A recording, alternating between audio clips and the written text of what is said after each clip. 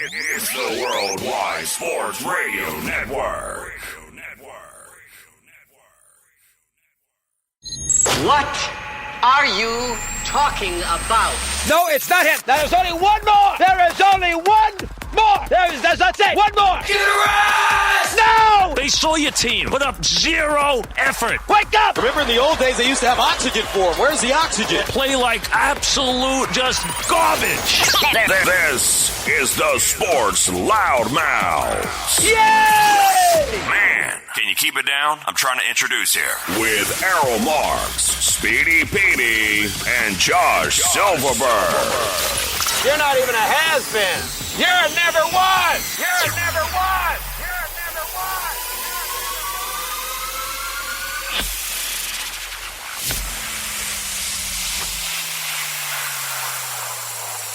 What is up, ladies and gentlemen? A new show of the Sports Loudmouths. Remember, you can listen to our show every single Wednesday and Thursday at 9 p.m. You can call us at 631-965-4990. You can go to our website at www.worldwidesportsradio.com and download our app. How do you do that? You go to iOS, WWSRN, or Android at Worldwide Sports Radio Network. And yes, you can call our show tonight at 631-965-4990. We have a wonderful, great, impacted show for you guys tonight. In just a few moments, we're going to have the Iron Eagle interview, which we interviewed him on Monday. It was a great, great interview. At 9:30, we'll be interviewing New York Post college football reporter Zach Braziller. And at 10:10, we will be talking to Pro Football Focus content director Austin Gayle about the NFL draft. And at 11 o'clock, we are going to be doing our mock draft. And we're going to be doing a 3-hour show tonight because there will not be a show tomorrow. It is my birthday. I will be 39. I am an old fart. So yes, you don't have to sing happy birthday. But by the time the show is over tonight, it will be my birthday, and I will be 39 years old, an old bastard named Errol Marks. But before we get into our interview with Iron Eagle, Speedy Petey, what's going on, my friend? A lot of fun stuff lately. A lot of busy stuff, but I enjoyed every bit of it. Like you were saying, Ian was fantastic. We'll get to his interview in just a bit. Looking forward to the NFL draft. Obviously nervous because Dave Gettleman's my team's GM, and who knows what's going to happen with that. But looking forward to it. Looking forward to draft day. It's always a fun time. Now, and I will say this, Mr. Josh Silverberg. I want to say that you still look like an Adam Sandler wannabe. I love it. Hey, listen, like I said, well, I don't know if you heard the story quickly. Apparently, he went to an IHOP with his daughter this past week, and it was a 30-minute wait, and he walked out. But I give him credit because he didn't pull the mask down and be the, hey, do you know who I am? He didn't play that card. I respect him for that. He acted like a normal civilian and did not play. I mean, but who waits 30 minutes at an IHOP? I want to know why it's a 30-minute wait. That was the crazy thing. But happy early birthday to you, Errol, of course. To Jeff, I know you still hate me. So I'm always saluting you right away off the bat. Can't wait. But I'm excited to get to talk to Zach and Austin. And here, of course, it was a great interview with Iron Eagle this week. You guys, if you guys are an Iron Eagle fan, this is a great treat for you. Iron came on a video feed, gave us some really good information. But before we get Ian on, Speedy, why don't you read off some of the comments so we can get right into it? And then we've got a great show. It's impacted, so I want you guys to listen after the Iron Eagle show, after the Iron Eagle replay of our interview we interviewed him at 9 p.m. on Monday. We have live. Everything else is live. We're going to have Zach Brazilla and we have Austin Gayle, and we're going to do our mock draft. So stay on, watch the interview, and I'm telling you guys, this is going to be a fun show tonight. So shout out to Alex Slows, who takes the first dig at Josh. How's it going, guys? I'm ready to hear a good show. Also, Josh's rumors. Clarence, what's up, man? You commented, let's get it. Josh knows I'm busting his chops. And Jeff says, imagine a pile of shit just decaying for 39 years. Well, there you go. So, guys, here we go. This is an interview. A roaring start. Well, this is an interview with Iron Eagle. It was a great interview on Monday, and here we go. Well, I will say this, guys. I've been waiting to get this guy on the line for a very, very long time. We haven't interviewed him for about a year and a half, and he's a good friend. He's the man, the myth, the legend, Ian Eagle. What's going on, Ian? Hey, what's up, guys? I feel like I'm there with you, in a way. Well, I will say this, Ian. You're very well known in the broadcasting world. You're the voice of the Brooklyn Nets. You're the voice of CBS for the NFL on Sundays. It's great to listen to you. It's great to hear you. So I really want to get into the NFL and the NFL draft. Actually, on Thursday, on my birthday, April 29th, Zach Wilson is the guy that the New York Jets are looking at to draft at number 2. What is your thoughts of Zach Wilson, his talent, and bringing him into the New York Jets? You know, in all sincerity, something I've learned doing the NFL the last 23 years, the draft comes around. I'm fully immersed in the NFL during the season. That's 18, 19, 20 weeks. If you start including playoffs, 4 more weeks for preseason before they make the change this coming year. And I get to the NFL draft, and I've seen very little of these guys play. I've caught Zach Wilson on some videos, occasionally on TV, but I can't even pretend to tell you that I know what he's going to be at the next level. College basketball is different. I live in that world. I see these guys before they get to the NBA. College football, I don't see it. So I got to be perfectly frank with you. Every year when I go into the NFL to prepare for it, I'm starting from scratch with these guys. I learn about them once they make a team, once I'm assigned that team. But until that point, I'm just not the guy to lean on for NFL draft information. I know the Jets obviously are high on him, and they made a very tough decision in regards to Sam Darnold. But the reality was nobody within the organization right now had any ties with Sam other than getting to know him the last couple of years. Joe Douglas didn't draft him. Robert Saleh obviously had no connection to him. And once you peeled away the onion, you realize that they were probably going to go out and do their own thing and also buy some time. By drafting a quarterback now in the first round in 2021, that probably buys you 3 years as a decision maker, as a head coach, because you have to allow time for this whole process to develop. So just looking at it from that perspective, I felt pretty strongly that the Jets were going to make a move like this. Robert Saleh became the new head coach with the New York Jets. The Jets have had a lot of bad coaching for a while now. What do you think Saleh will bring the most, especially with the players as a whole and with this defense with the New York Jets, a 4-3 defense now in comparison to having a 3-4 for years? Before we even get into the football side of it, anyone that I've talked to in regards to Robert Saleh will tell you his communication skills are what sets him apart. His ability to connect with players, his ability to cut through a lot of the BS and talk to a player the way they need to be spoken to. The idea that this is a family, the idea that there is one goal, one objective, getting everybody to buy in. You don't take that for granted in this league. And those that usually can get to that level of communication are very successful. The football side of it, he's been an aggressive defensive coordinator, as we know, with San Francisco. Certainly the scheme is going to change, and one, in my mind, that fits better with today's NFL. It's just always felt like, at least recently, the Jets were trying to take a square peg and jam it into a round hole. I like this scheme a lot more, and I think there's an intensity that he brings to the position that this team desperately needed, a passion and that connectivity that maybe has been lacking in recent years. I think he will be a media darling because he presents himself very well. His press conferences already have been outstanding. And while that doesn't matter in the grand scheme, I don't think fans care if their head coaches are loved by the media or do well in their weekly press conferences. It doesn't hurt. And it certainly doesn't hurt in New York when you're trying to turn things around and trying to get people back engaged in this team. They've got a long way to go. This roster is highly flawed. They have to hit on not a couple of players in the draft. It's time. Just look at their drafts in recent years. They've taken major whiffs. They need to get 5 players that can contribute to this team, not 2 and 3 maybes. They need 5 players that can step in and play a role on the 2021 version of the Jets. You brought up Sam Darnold earlier, and in everybody's mind, everybody feels like Sam got a raw deal here with the lack of talent around him, from the coaching aspect of it to the GM that drafted him and then got fired the next year right after the draft was over, which was very fugazi and weird. What were your thoughts on Sam's timing, and do you think Sam can still be a success story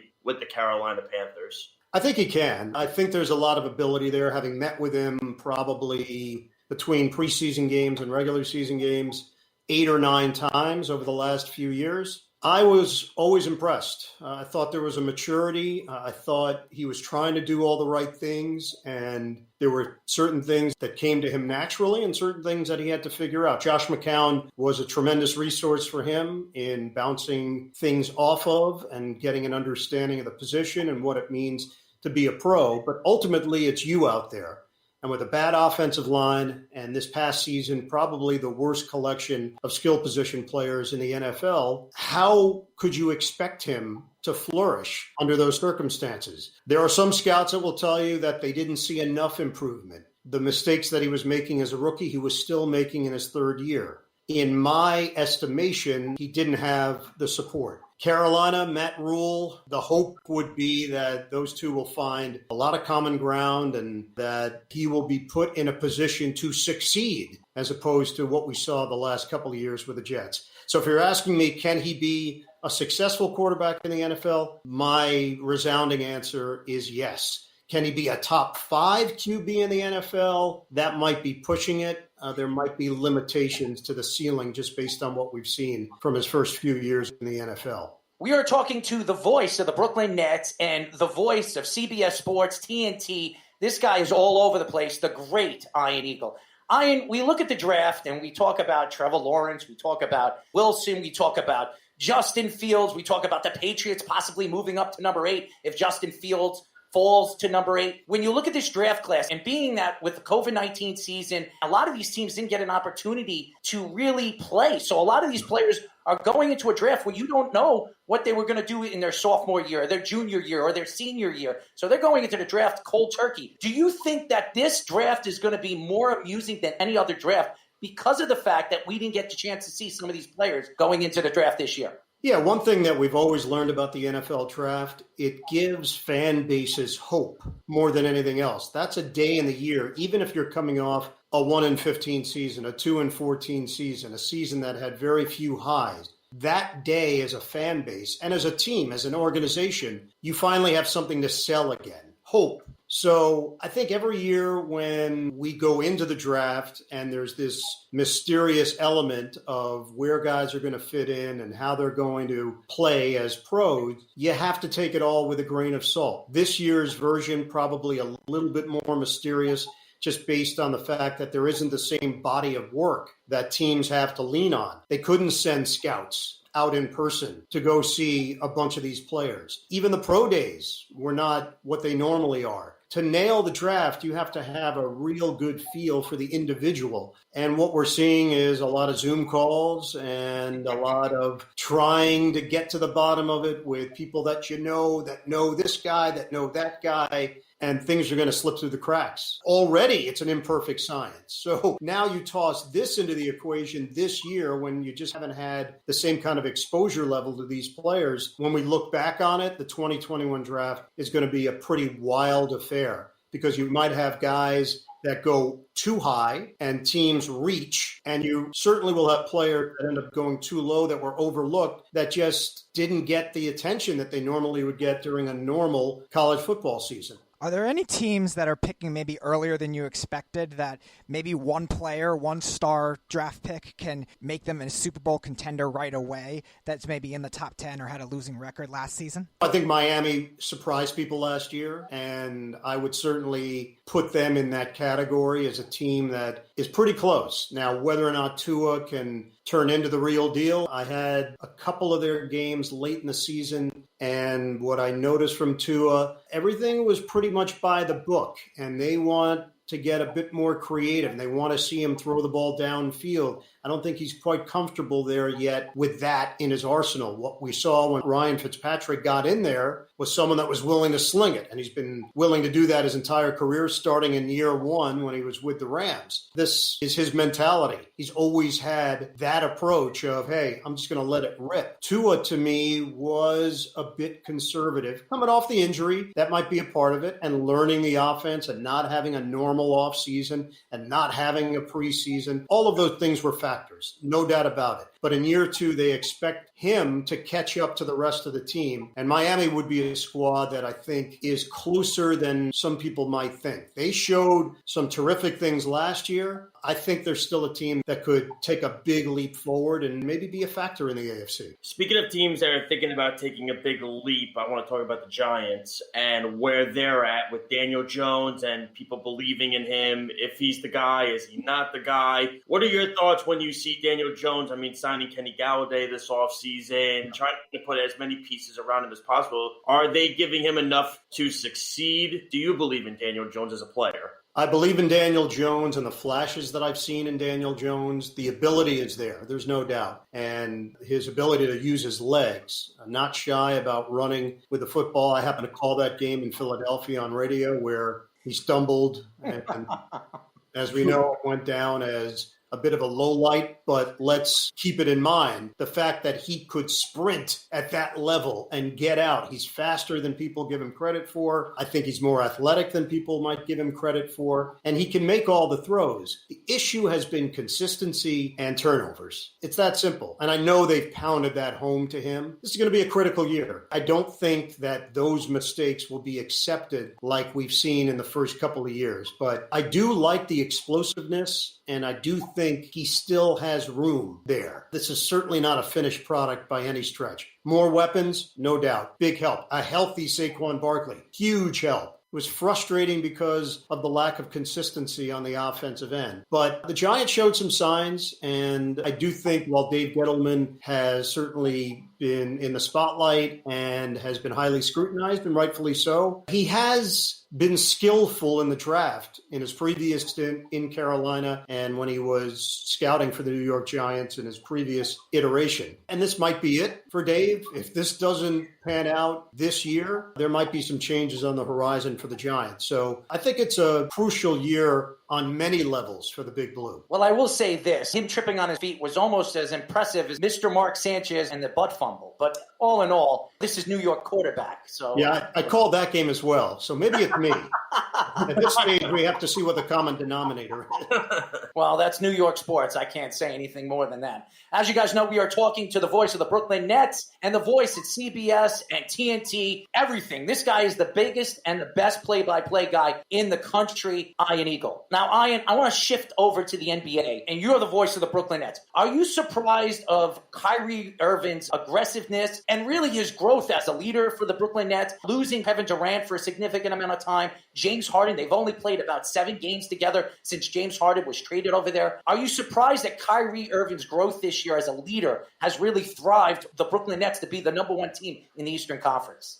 Not surprised, but I think it's been good validation for him. This offseason, he certainly heard a lot of stuff around the NBA coming out of the bubble, which he did not participate in. There were a lot of conversations about whether or not this would work, whether or not the personalities would mesh. That's when it was just Kyrie and Durant, and they are very close and they're very friendly. Then James Harden joins in, and we hear a chorus of NBA observers start to portray this as a potential failure. And it's been anything but. The 3 of those guys have flourished and they've thrived. Injuries have been the issue, yet they still continue to win. And they have the best record in the Eastern Conference. With Kyrie, I got to tell you, having done the NBA for all these years and worked a bunch of his games in Cleveland and Boston, I knew he was really talented. He won a championship with LeBron James. He hit the biggest shot in that series to seal the deal. I didn't know it was at this level. He has all-time ability. I'm talking about his skill level as a ball handler, as a shot maker, as a penetrator. It's really impressive. And as a play-by-play guy, I can tell you he has packed in 10 years worth of highlights into about 65 games. Wow. This is not me just throwing out superlatives. This is real deal. He's got 3 or 4 plays a game where you feel like you've never seen it before. It's eye-popping. So his ability is through the roof. His attitude right now and the buy-in aspect has been at a very high level as well. And look, everybody knows this team is going to be judged on what they do in the playoffs. All of these regular season results are great, but they don't amount to anything because the postseason is where the Nets will either develop this incredible story of these 3 megastars coming together and winning a championship, or the disappointment of not reaching the full potential and fulfilling expectations. A lot of people have criticized the Nets, one, for lack of defensive play this season, and also, two, relying too much on the big three and a worrisome bench. Is there any players in particular that you've watched in broadcasting with the Nets that are maybe under the radar, depth pieces or veteran leaders that make more of a difference to this Nets team than people realize, just beyond the Nets' big three? I think those were legitimate criticisms at one point in the season. I don't know if they're legitimate criticisms now. Their defense has absolutely improved from early when the trade was made, and their bench has actually been very effective. Joe Harris starts, but Joe Harris is certainly a guy that has earned his money and continues to be one of the elite shooters in the NBA. 2 under-the-radar players that I don't think a whole lot was expected from, at least at the level that they've produced this year. Bruce Brown and Jeff Green. Guys that anybody in the NBA could have had. And Sean Marks went out and got both of them. And they're both on very economical deals. And both have been perfect fits, perfect complementary pieces for the big three. Beyond that, we've seen Tyler Johnson come back from injury and provide a pop and a lift from the bench. Blake Griffin has played team first basketball, unselfish basketball, and while he had the superstar label, his whole way is not that of a superstar. It's of someone that just wants to be part of this group, wants to win a championship, wants to prove that he still has something left in the tank. So really good vibes right now from the team. You just never know. And with everything that's going on with the protocols, I don't have the same access that I once had. I'm not around the players. I'm not around the coaches. I'm in a different zone entirely from NBA players and coaches. And it was the same thing for NFL and for college basketball. I just didn't have the same interaction. And you still got to go do your job, and you got to do it well, and you've got to educate yourself and try to get as much information as possible in any way that you can. But it's not like it was pre-pandemic. And by the way, that's how it has to be. I think everybody understands that for these games to continue. It's not a bubble, but it's a pseudo bubble that these players and coaches have been in. I know some people would put the Nets as the favorites coming out of the Eastern Conference. I am one of those. I don't think it's going to be as easy as maybe. No one said you were smart, Josh. Because you mentioned it earlier, I think James Harden's only played in 7 games with Kyrie and KD together, and yet he played in 8 games in Houston, which is crazy when you think about that number. He's played in more games with the Rockets this year than he has with his new teammates. Do you find that chemistry going into the playoffs, because with 3 mega stars and 1 basketball, that this could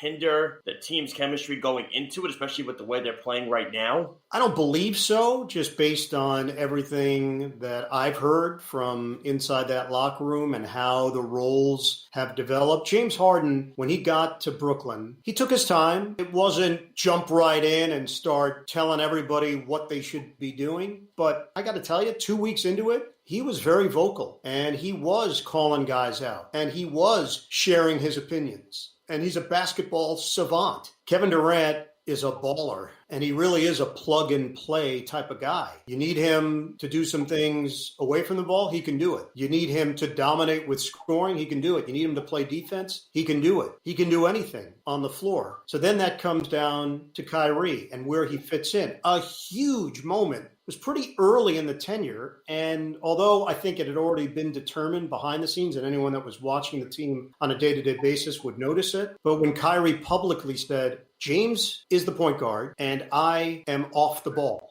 And it was a huge game changer in understanding what the mindset was. There was no battle. There was no quarrel. There was no day-to-day issue as to who was going to handle the ball. It was James Harden. And now Kyrie has been forced back into that role because of the injury to the beard. The three superstars one ball theme. Look, in Boston, I saw it with Kevin Garnett and Ray Allen and Paul Pierce, and they went and won the championship. In Miami, I saw it with LeBron James and Dwayne Wade and Chris Bosh, and they went out and fulfilled their destiny, winning championships. Obviously, Golden State had big-time players, and with Thompson and Curry and Durant, they won championships. So it can be done. I understand the chemistry question. The hope would be that it's not going to take that long for them to get back into the swing of things. And the one point I would make, just to highlight what you said, Josh, I don't know, if healthy, if there's a team out there that can outscore the Nets. And I don't mean just go out and beat them. I mean outscore them 4 times in a 7-game series. It's going to require you to score 120 to 125 points every game, potentially, to beat them. That's the kind of firepower that we're talking about. We know defense in the playoffs gets ratcheted up a level. This team can score. They can score on anybody in the league.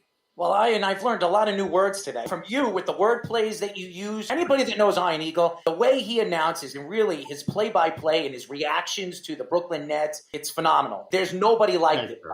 As you guys know, we are talking to Brooklyn Nets announcer / TNT, TBS, CBS, you name it, he's on it. Play-by-play conglomerate, Iron Eagle. Before we let you go, I want to know your opinion right now with the New York Knicks. The New York Knicks are the hottest team in basketball. Talk about Julius Randle, how he's become a superstar under Tom Thibodeau, Payne over there, Rose, Wesley. This is a totally different managed team. There's no more James Dolan. We're not hearing from Charles Oakley this year. We heard enough from Patrick Ewing, that's for sure. But we look at the New York Knicks. This is a completely different New York Knicks team. This is the number 1 defense in the NBA, from the worst defense in the NBA last year to number 1 in the league. What are your thoughts to this New York Knicks team? Quickly, all the different young players that they have, RJ Barrett's growth. What are your thoughts to that team? I'm blown away by their improvement, blown away by their professionalism, blown away by the job that Tom Thibodeau has done with this team. It's hard in the NBA to improve markedly from one year to the next. It usually is baby steps.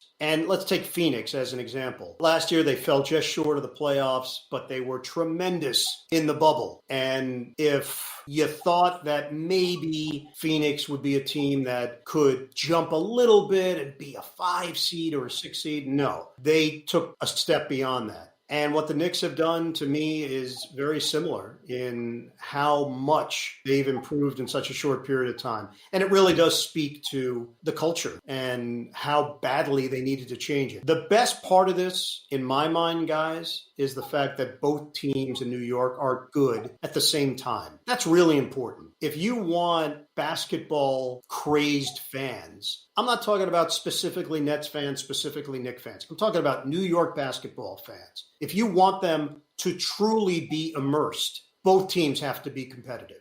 Not one, both. And finally, we're at a point where both teams look like they've got a real shot in the postseason. The Knicks, based on their defense, based on Julius Randle playing at an all-NBA level, a perfect marriage of coach and player. Tom Thibodeau, he rides his guys hard, but the results are there. Look what he did in Chicago. Minnesota, although maybe guys started tuning out, I think a lot of that had to do with Jimmy Butler not being there and the balance of power shifting. And Tom Thibodeau ended up moving on. But this was a tremendous hire. This guy was born to be an NBA head coach, and he's done wonders with this team. And his work with Randle and development, you just can't ask for a more simpatico relationship. This was the perfect storm for New York and for Knicks fans. So more power to them. I hope it continues. I hope they ride it into the playoffs. And between us guys, I hope these two teams play in the postseason, because that would bring the rivalry up a level. And that's really how you establish rivalries. Games that matter, games that mean something, not just a regular season game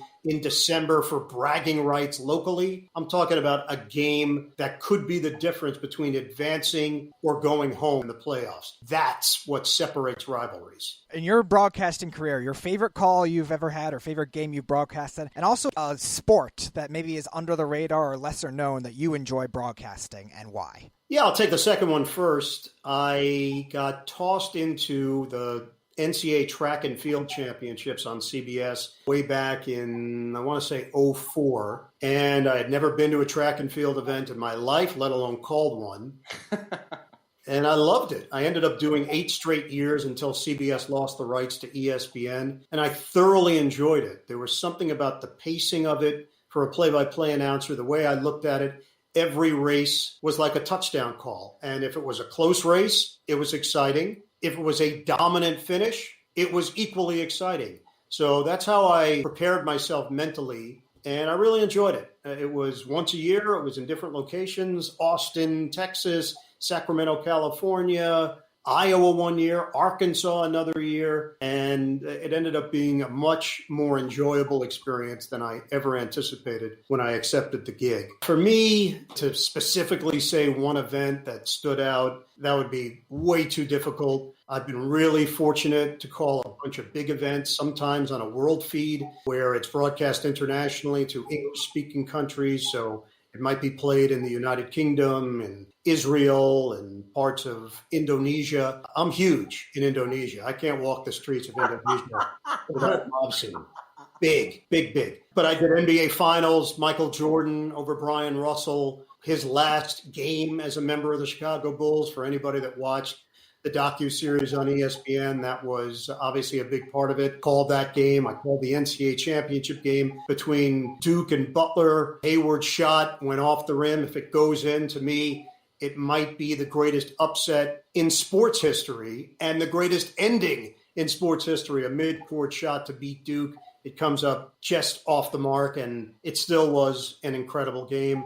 You name it, I've been there, and it's been fun. I'd like to say that I haven't experienced it yet. There's still a call down the road that's going to top all of them. We just don't know when it's going to happen, and when you wake up in the morning on the day of a game, you don't know if that's going to be the game. So that's what keeps me motivated and keeps me focused on doing quality work every time I go on the air. Last one from me. I got to ask you about your son, Noah. How proud of you were you just to see him do that game on Nickelodeon and see the rave reviews about the job he did, all the people that tuned into it. I mean, I watched it on that feed. It was awesome. I thought it was great. It was a creative, innovative idea to do it that way, and I think the NFL needs to do more of that. How proud of you, not just as a person, but as a father to him as well, of the job that he did that game. I appreciate the kind words first and foremost. That means more than anything else that's been said on our interview, because when it's your kid, it hits you differently. You know, whatever accolades you receive or awards, it pales in comparison to when your son or your daughter does something people like. And the nerves for me were much higher as a dad than they've ever been as a broadcaster personally. I was doing a game at the same time as the Nickelodeon game. I was doing a net game, and my phone started blowing up. And I thought to myself, this is either really good or really bad. And then I thought deeper, if it was really bad, would my phone be blowing up? Like, would I be getting text after text? Your kid is blowing it. So I figured out pretty quickly that it was positive, and it was a very proud moment for me, for my wife, for our daughter, Erin, just our entire family to see Noah do so well on that stage. He's obviously been around this his whole life. He's never been intimidated by any of this. This did not seem out of reach for him. So to jump in on that kind of stage in that moment, it was pretty special. Noah's the spinning image of you. I've talked to Noah quite a few times. He's very educated. He knows what he's talking about. He has a passion, and you can hear it in his voice. Everything that he does, yeah. He is the spinning image of you. And so, Errol, you're saying he's a very attractive man. That's basically what you're getting. That's your way of saying. I get it. I'm not looking at your son that way, but if that makes you feel better, I guess he is. Let's go with that. But Ian, we really appreciate you joining us. I've grown up in this business for a very long time, and you're one of the guys that I look up to, as you know, and we've become very good friends over the years, and acquaintances really, but as the years progress, we've stayed in touch, and I love what you're doing. I love who you are as a radio guy, as a broadcaster, as a play-by-play guy. You really push people to want to accomplish all their goals. So it really drives all the fans out there that know who you are to want to be who you are and what you're doing in this business.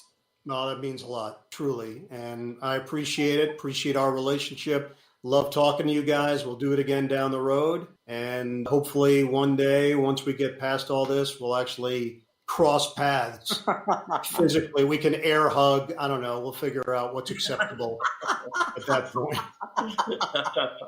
As you guys know, the great Iron Eagle. And that was our interview with the great Iron Eagle. He has been a very good friend, a person that I've looked up to for many, many years, a guy that's really looked out for me in this business and has really given me some good mentoringship and really one of the biggest well-known play-by-play guys we have seen in this business. So for somebody like that to put the time in to give me the opportunity to really speak, and we have so many conversations over the years. We've had so many conversations off air, just personally, just getting to know who we are as broadcasters, and giving me so much information that I've taken over the years to better situations. So I want to thank Iron Eagle for joining us.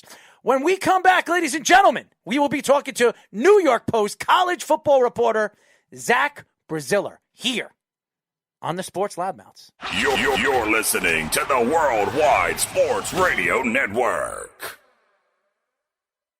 This is the Sports Loudmouths.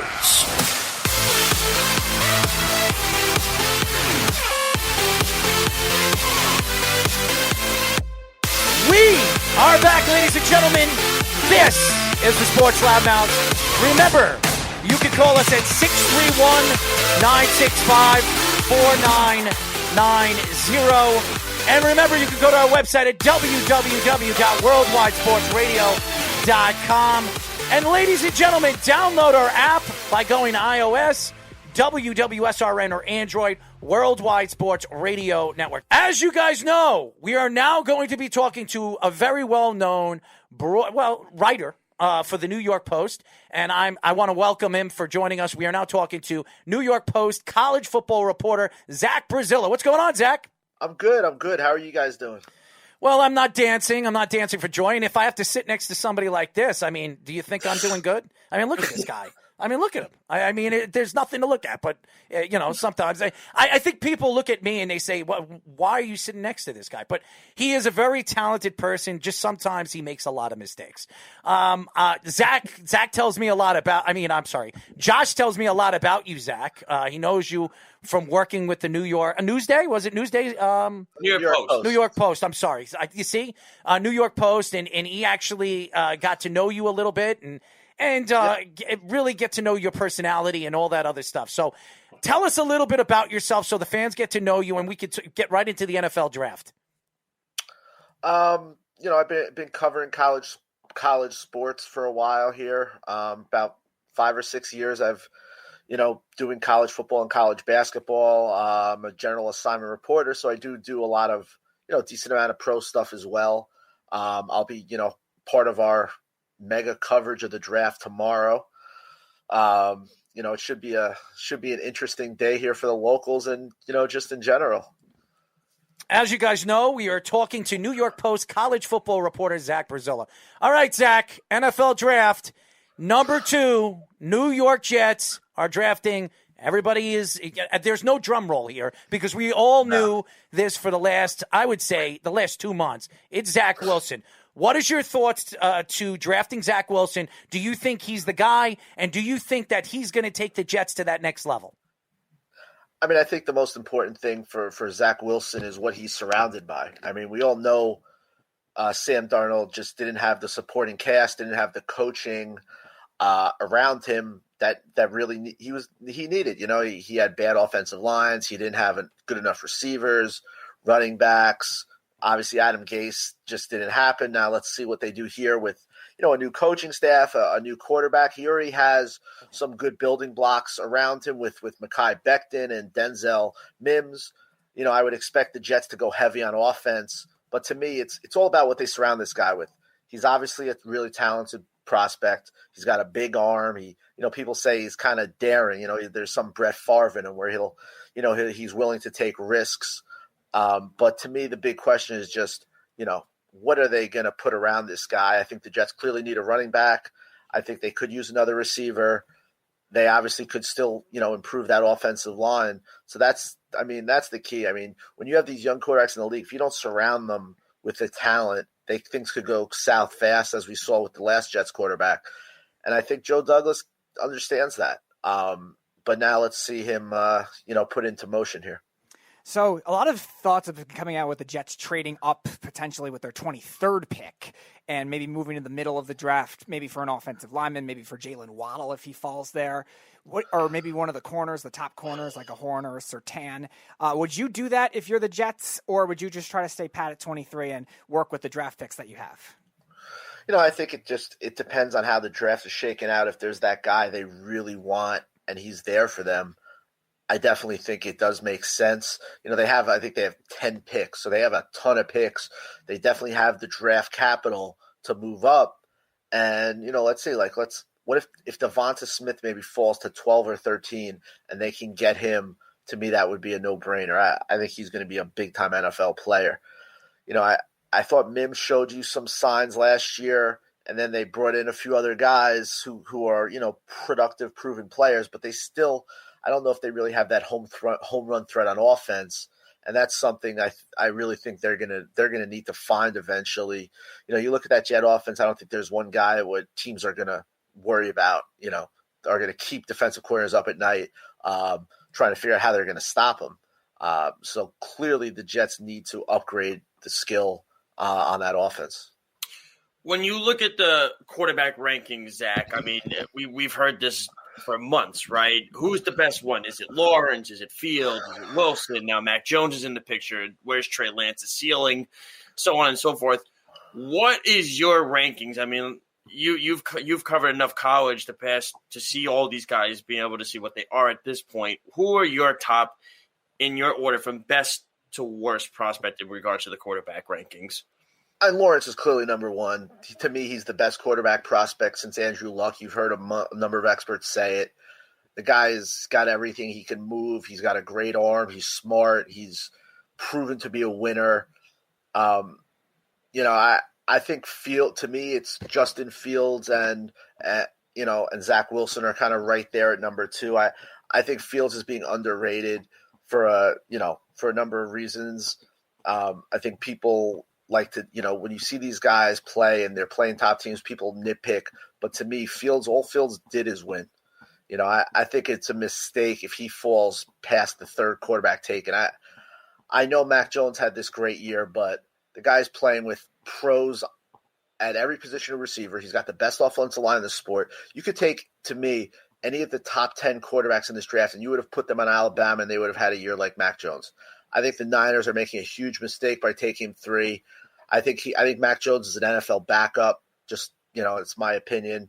I would go him 5, and I would go Trey Lance 4. I think Lance has got some great physical attributes. Obviously, there's some uncertainty with him, playing the FCS and not, the lack of, competition.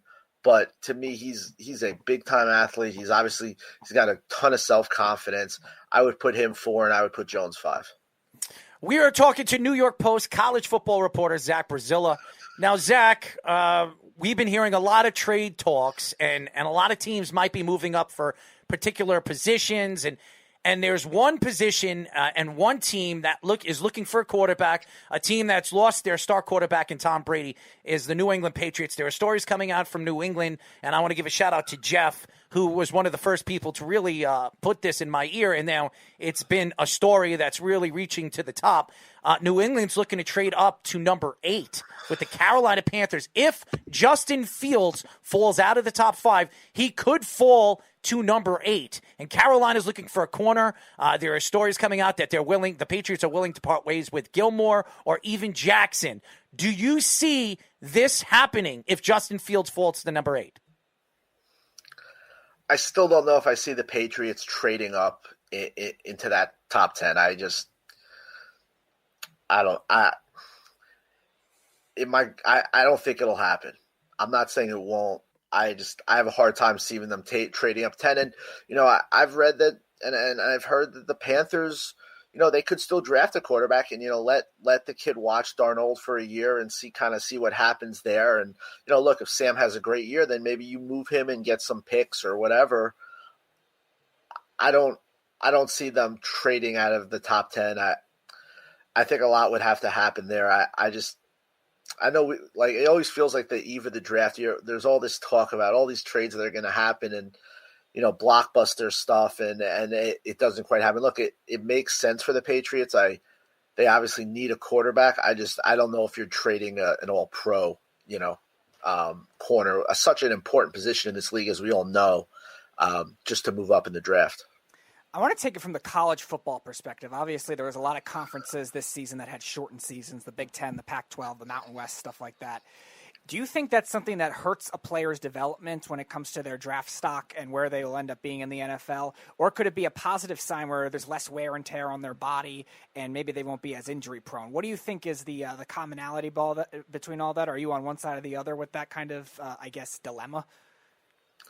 Yeah, I think you're going to see a lot of misses in this draft because of that. Whether it's guys who opted out and didn't play this season, whether it's less tape to have on a kid. Obviously, we didn't have a traditional combine. It's harder to assess players. I don't think there's any question about it. And I think you're going to see a lot of, maybe some reaches, maybe some, look back in a few years and think, man, I can't believe this team took this player. Because, look, there are a lot of guys in this draft who haven't played football in 2 years. There are a lot of guys who maybe played but played a very, very short season.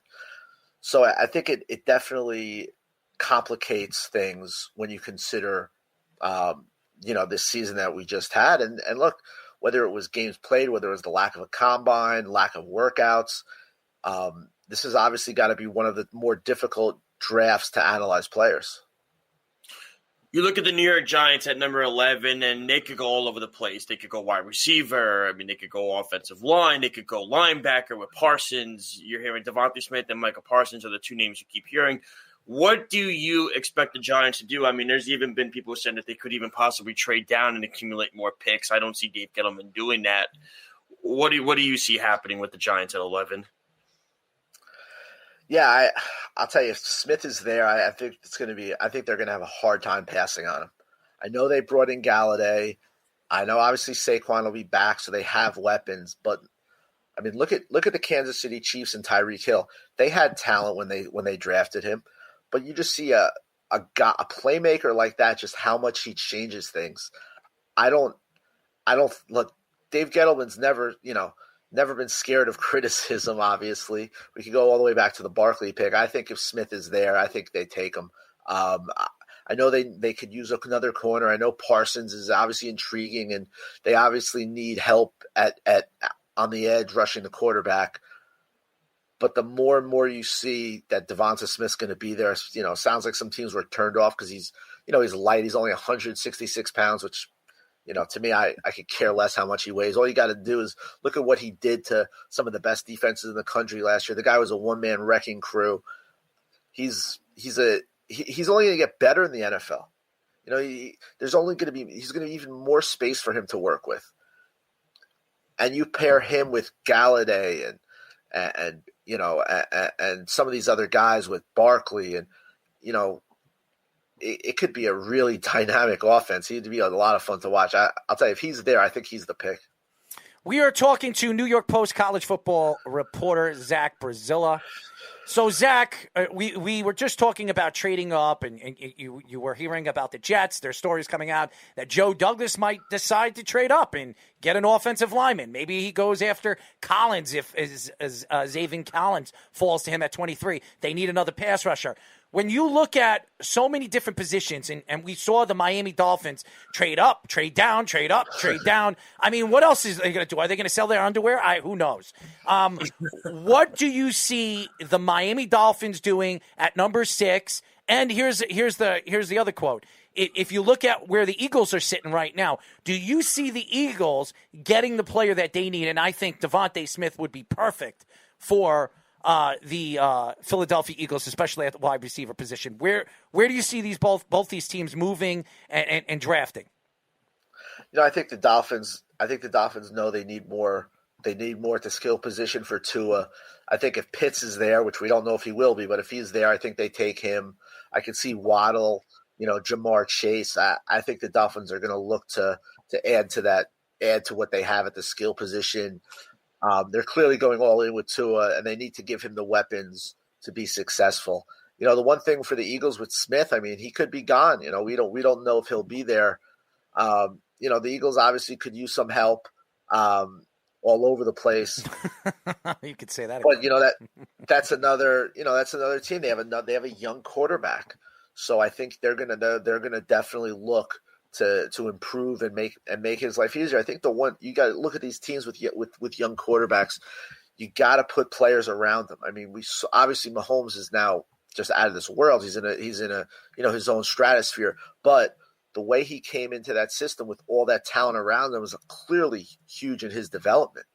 And you just compare it to some of these other guys. I mean, look at Baker Mayfield. He had he had a lot of talent around him. That's really, really helped his development.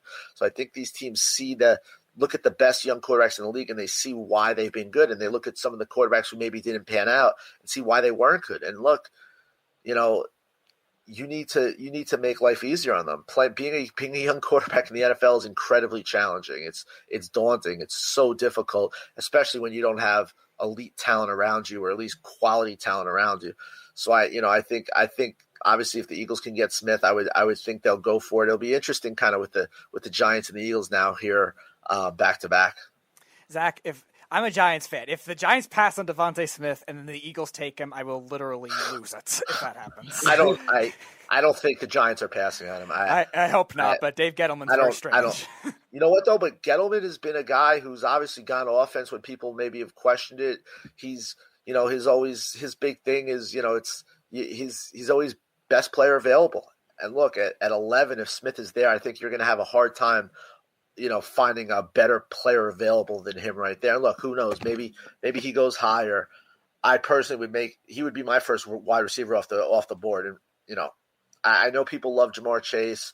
I know Waddle, obviously he's a big time talent, but I don't know how you can watch what Smith did last year and just see how much he stepped up when Waddle was out and just annihilated teams. I mean, do we remember what he did to Sean Wayne in Ohio State in the national championship game? I don't know how he's not a top 5, top 6 pick, but all signs indicate that he's going to probably somewhere, 8 to 12 or so, which I think gives the Giants a shot. So speaking of best player available, I've seen a lot of mock drafts that have the Giants taking an edge rusher, which I'm personally against because I don't really see the edge rushing talent being that great. My favorite is Azeez Ojulari. Obviously just came off of knee surgery, but he's my favorite when healthy, and I don't even have him as anything more than a late first-round grade. But a lot of edge rushers have been going to the Giants in a lot of mock drafts between Owe and Rousseau and Kwity Paye, guys like that. Could you see value for the Giants taking an edge rusher at 11 if those receivers are gone per se and maybe make that kind of scheme work, or do you think it would be a significant reach? I think that's a reach. It's really not a good top of the draft for edge rushers. I mean, all those guys you mentioned are kind of probably more mid to late teens, maybe even early 20s. I mean, I've seen some mocks that have Rousseau to the Jets at 23.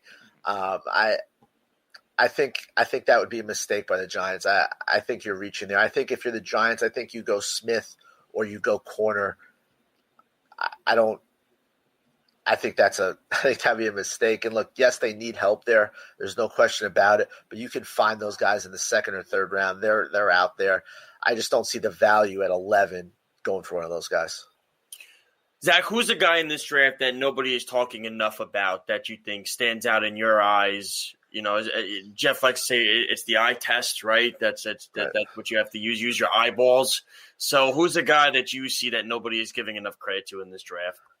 Like, I know we're all in this, this time where everyone kind of undervalues running backs, but I think the 2 top running backs are going to be fantastic NFL players. I think Najee Harris is just unbelievable.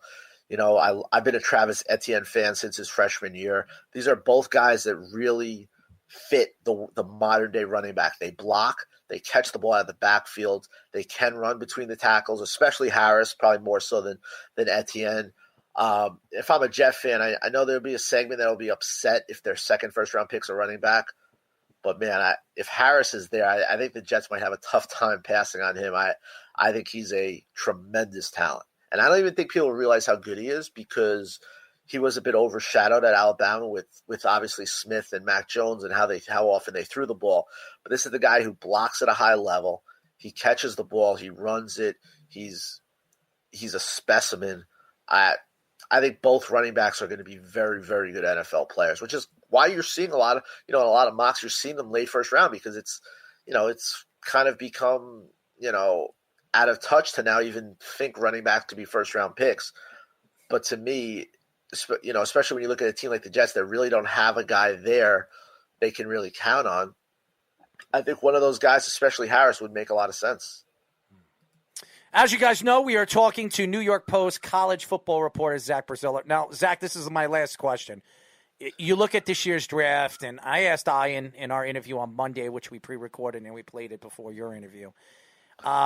It's interesting because of the season and being that there was COVID-19, a lot of these players didn't have much of a season or didn't play at all. When you look at this year's draft from last year's draft and really the last 3 or 4 years, do you see players being drafted in the 3rd, 4th, 5th, 6th, and 7th rounds that could be 1st or 2nd round talent, being that they didn't have much of a season this year? Yeah, like I said, I think you're gonna see a lot of misses because there's so much fewer stuff to there's less film. There's less we went through the whole combine situation. There's just less to analyze. So I think it gives guys less of a chance. If you're not that big name, it gives the guys, less of a chance to move up. Sometimes you have guys who just show so much at the combine and they can move up from a 4th round to a 2nd round, a 3rd round to a 1st round. And that obviously just isn't the case this year, and especially look at some of these smaller school guys who really didn't even get a season because the FCS, most of the FCS programs are playing in the spring. So they're not having a season at all. I think you are going to see, I think some sleepers, guys that get picked later on become big time players and probably should have been picked higher, but it's hard to knock teams and scouts because there just isn't that film and those examples to use.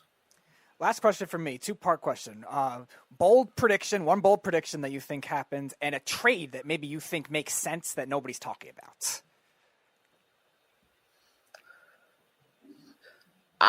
I'm going to go on a limb here and say the Jets trade up for a good offensive lineman into the maybe around 15 or 16. The big key for them with Zach Wilson is they gotta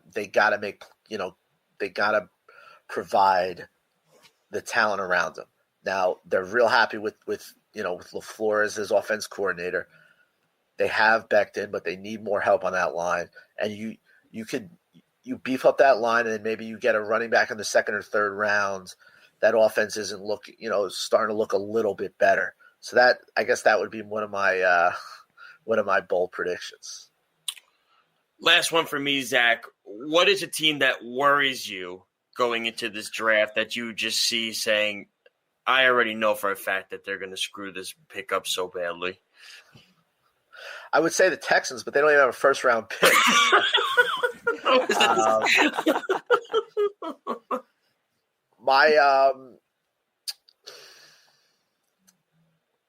like what the Seahawks did today. They put out Jamal Adams as their 1st round pick for this year. Yeah, well, hey, Jamal can play, so no doubt about it. Obviously, I'll be interested to see what the Jaguars do.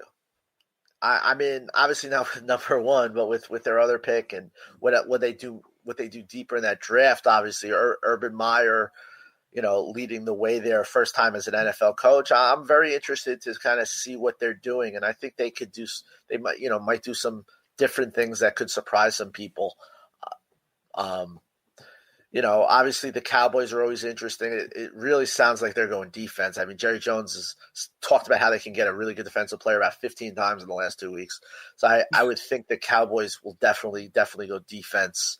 It should be a fun night, though. The NFL draft's always fun, at least the first night until it until it drags. I remember one year I was covering the draft and I was doing like a feature on a prospect who was supposed to be in the third round. I spent like the entire weekend at his house, and he never even got drafted. So that was quite. After that, I was like, I'm not watching the draft for like 5 years because I watched every single pick. I wanted to put my brains out. But I do enjoy the draft, especially the first night. I like how they've now broken it up into 3 nights. And it should be fun. The Giants at 11 is very interesting. The Jets' second pick is very interesting. I still can't believe the 49ers trade up third to draft Mac Jones. I think it's a huge mistake. I for the life of me, I don't understand why people are so down on Justin Fields. I think he's going to be a really good NFL player. He fits in perfectly with what the NFL does now. I think he's a bigger Russell Wilson. But we'll see. It should be a fun night and a fun weekend in what's a pretty busy time of the year in sports. Zach, why don't you tell the fans how they can find you on social media? You could follow me on Twitter. It's at NY_Post_Brazil. That's BRAZILLE.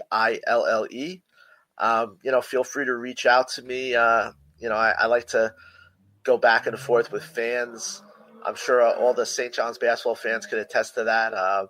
But feel free to reach out to me at all. I'll be one of our many people on the draft tomorrow night, and it should be a good one. Are you going to the draft? No.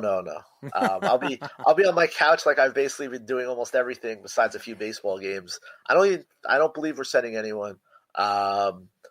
In this social media world, but it's nice to see the draft kind of somewhat getting back to normal in Cleveland, and just the fact that it's going to be in Cleveland, that makes it just dreadful. Oh yeah.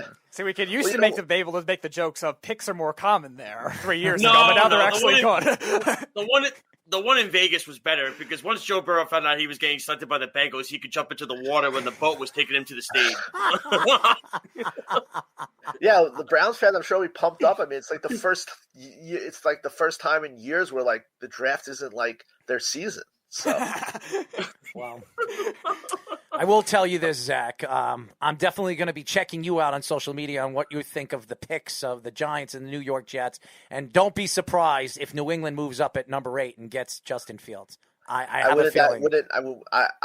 I don't think it'll happen, but man, wouldn't that be something? I have a feeling it's going to happen. Errol has a bad feeling as a Jets fan. He's smart enough to realize how good Justin Fields is, unlike a lot of these other teams. Well, why don't you listen to the show as we move forward? Because right after we get Austin on, I actually relived so much footage. I watched clips and highlights of every single quarterback. Three games last night. I stayed up till 3:30 in the morning to go back and really regrade the quarterbacks in this class. And I think you're going to really think it's interesting on how. Who's your top 5?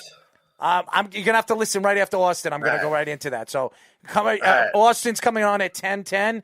We'll be on with him for a half an hour, and then I think you're going to really be interested on what I thought about what I think about the quarterback class this year. I kind of switched it. It went from so many different thoughts, and I really had to rearrange this because I really studied it last night. Footwork, position, moving out inside and out of the pocket, the way they throw inside and out of the pocket, their release rates, everything, their size of their hands.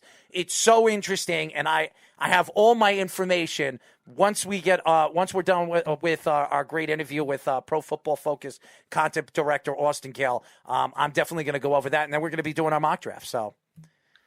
Sounds fun. Guys, thanks again for having me on. Thanks, Zach. Appreciate it, man. Absolutely a pleasure having you on. Zach Brazilla, ladies and gentlemen, New York Post college football analyst. Great guy. I can see why you like him. So he's a good guy. We worked a lot together. He was more when I was working there at the time. He was more with me in the office doing we were basically doing breaking news stories and having to go out there at the blink of it. They had me cover the NHL draft.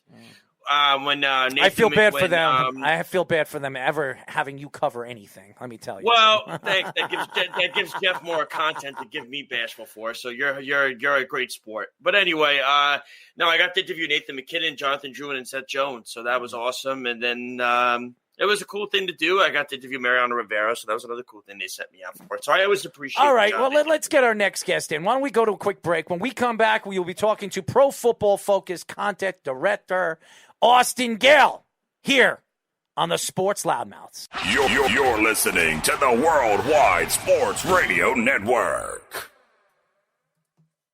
This is the Sports Loudmouths. Little freeway. I like it. I like it. A little spin. You know, when I look at Josh's face, it kind of scares me when I look at freeway with a big beard. I got Speedy Petey sitting next to me. Sometimes I wonder if he's he looks like a goat, you know. That's what he looks like. But He looks like a goat. he does. He looks like a little goat. As you guys know, this is Sports Loudmouths. We're live Wednesdays and Thursdays at 9 p.m.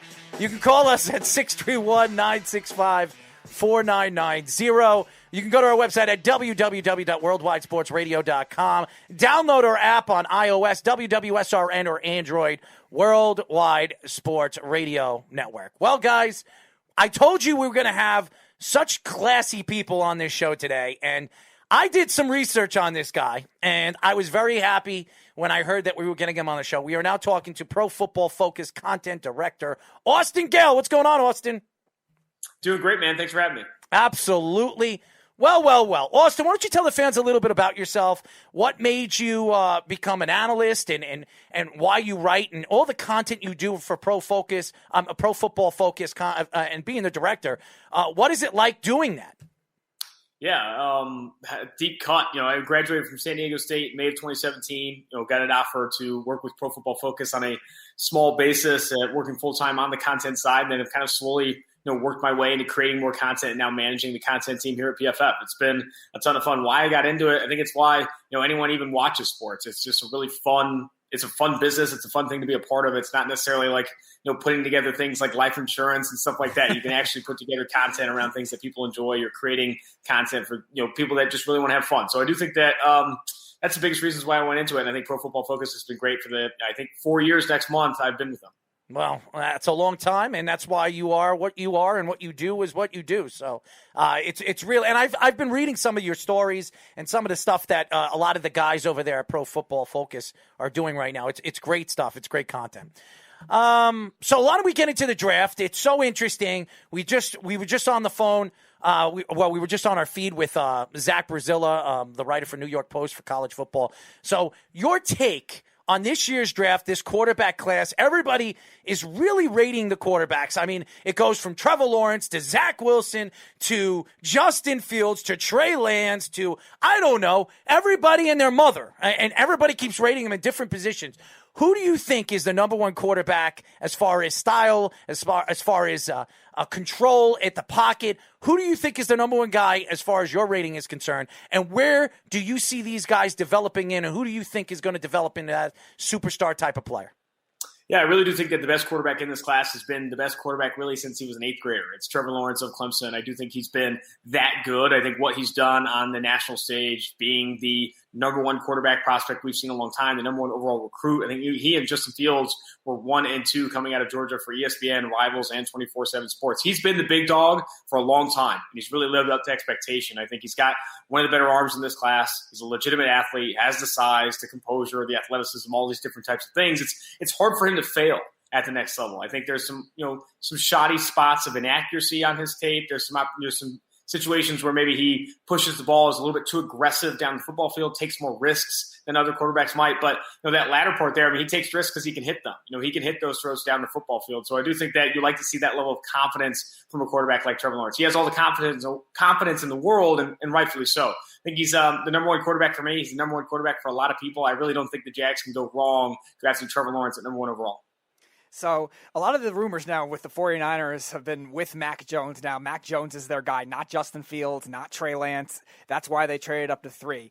Do you think it would be a drastic reach if they do that, drafting him over Justin Fields, who's allegedly supposed to be the 2nd or 3rd best quarterback? Or do you think there's a reason for it? You think it's a good fit for Kyle Shanahan, and maybe something with your metrics that you use with Pro Football Focus that maybe benefits Mac Jones in that offense over a Justin Fields or a Trey Lance?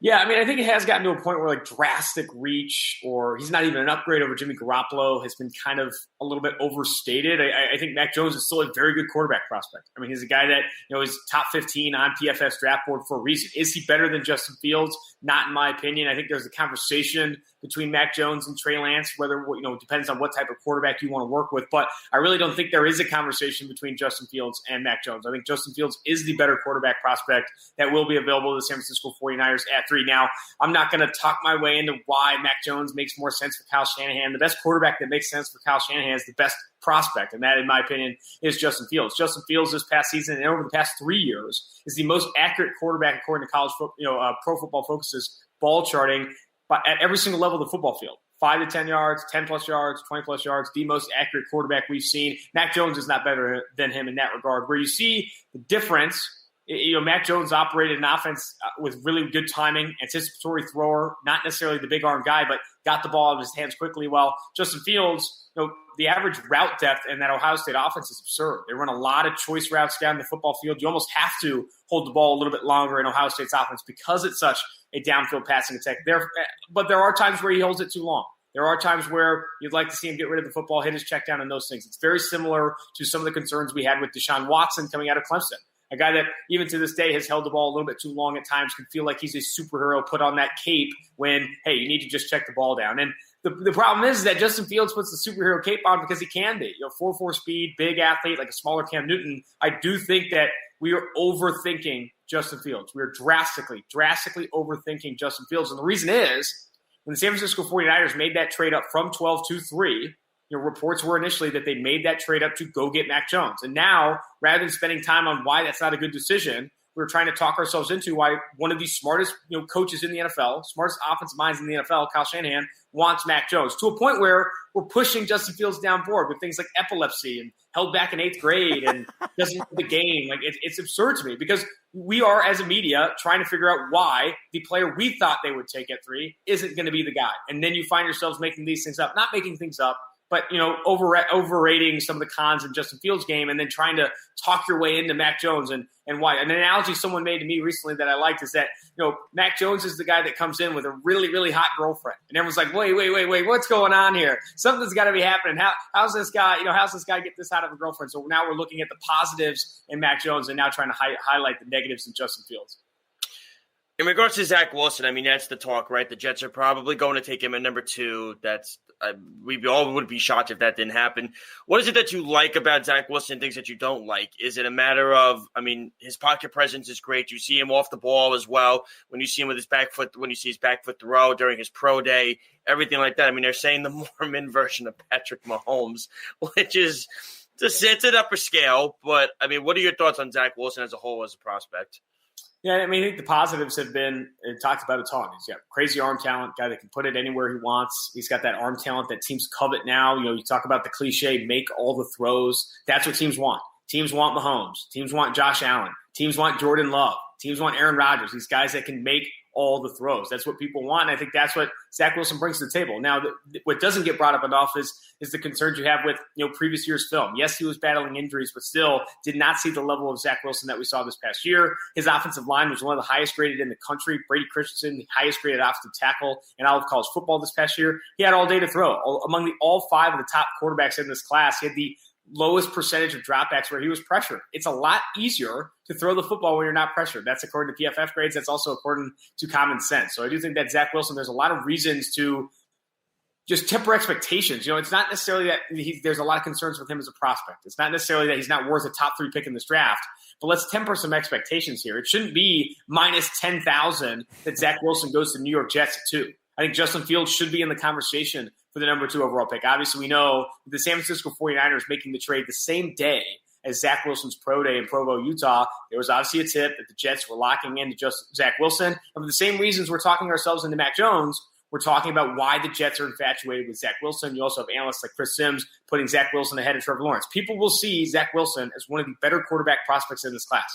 But that shouldn't keep us from tempering expectations. Don't put the Hall of Fame gold jacket on him just yet. I do think you need to see him do it against good competition. You need to see him do it against, do it for more than just 1 year at BYU, a COVID-impacted season. Do it against good, the other game that doesn't get brought up enough is the Coastal Carolina game. Still graded, I think, in the 80.0 range, but did not show up to win that game. They were 10.5-point favorites, lost outright against Coastal Carolina. We need him to show up in big games. He hasn't played a big game yet. Of all the quarterbacks, again, in this class, he's played the lowest percentage of snaps trailing. That's, again, another concern. He's going to see some adversity in the NFL out of the gate. As you guys know, we are talking to Pro Football Focus content director Austin Gayle. Now, Austin, it's so interesting on your thoughts of Zach Wilson. And I did a lot of studying in the last 24 hours. I spent probably 3.5 hours yesterday watching film and really studying why I think Zach Wilson, and I'm going to say this not because I'm a Jet fan, I think Zach Wilson is the best quarterback in this class, and I'm going to give a lot of people my information on what I saw on film and really get into depth of why I think some of these quarterbacks are graded lower than they should be. I think they should be graded a little bit higher. But your thoughts to where you see the New England Patriots going at number 15. There are stories coming out that if Justin Fields falls to 8, they will move up. They will trade either Gilmore or Jackson and move all the way up from 15 to 8. What are your thoughts to that? And where do you see at certain positions in this draft, like Miami or even the Cowboys, what the Cowboys could do if Kyle Pitts falls to maybe 7 or 8? Maybe they move up and get Kyle Pitts because we know Jerry loves him. What are your thoughts to that? Yeah, I do think if you look at betting markets right now, the favorite to be the first position drafted by the New England Patriots in 2021 is quarterback at plus 200. I don't think they're necessarily going to wait till 8, though. I think they would wait till probably 7 with the Detroit Lions, see that as an opportunity to trade up and go grab Justin Fields. I think Justin Fields, if you look at betting markets, minus 150 to go inside the first 7.5 picks. I think that's because the Detroit Lions are a prime trade down spot. They are one of the worst teams in the NFL. Looking at win totals for next season, the only team with a lower win total is the Houston Texans. We don't really have to talk about how bad that franchise is in right now. So I do think that the Detroit Lions are a prime trade back spot. In New England, especially with Denver potentially now committing to a quarterback room that consists of Drew Lock and Teddy Bridgewater, could be in a prime position to trade up from 15 to 7 and go grab Justin Fields. A Justin Fields that is falling for no apparent reason.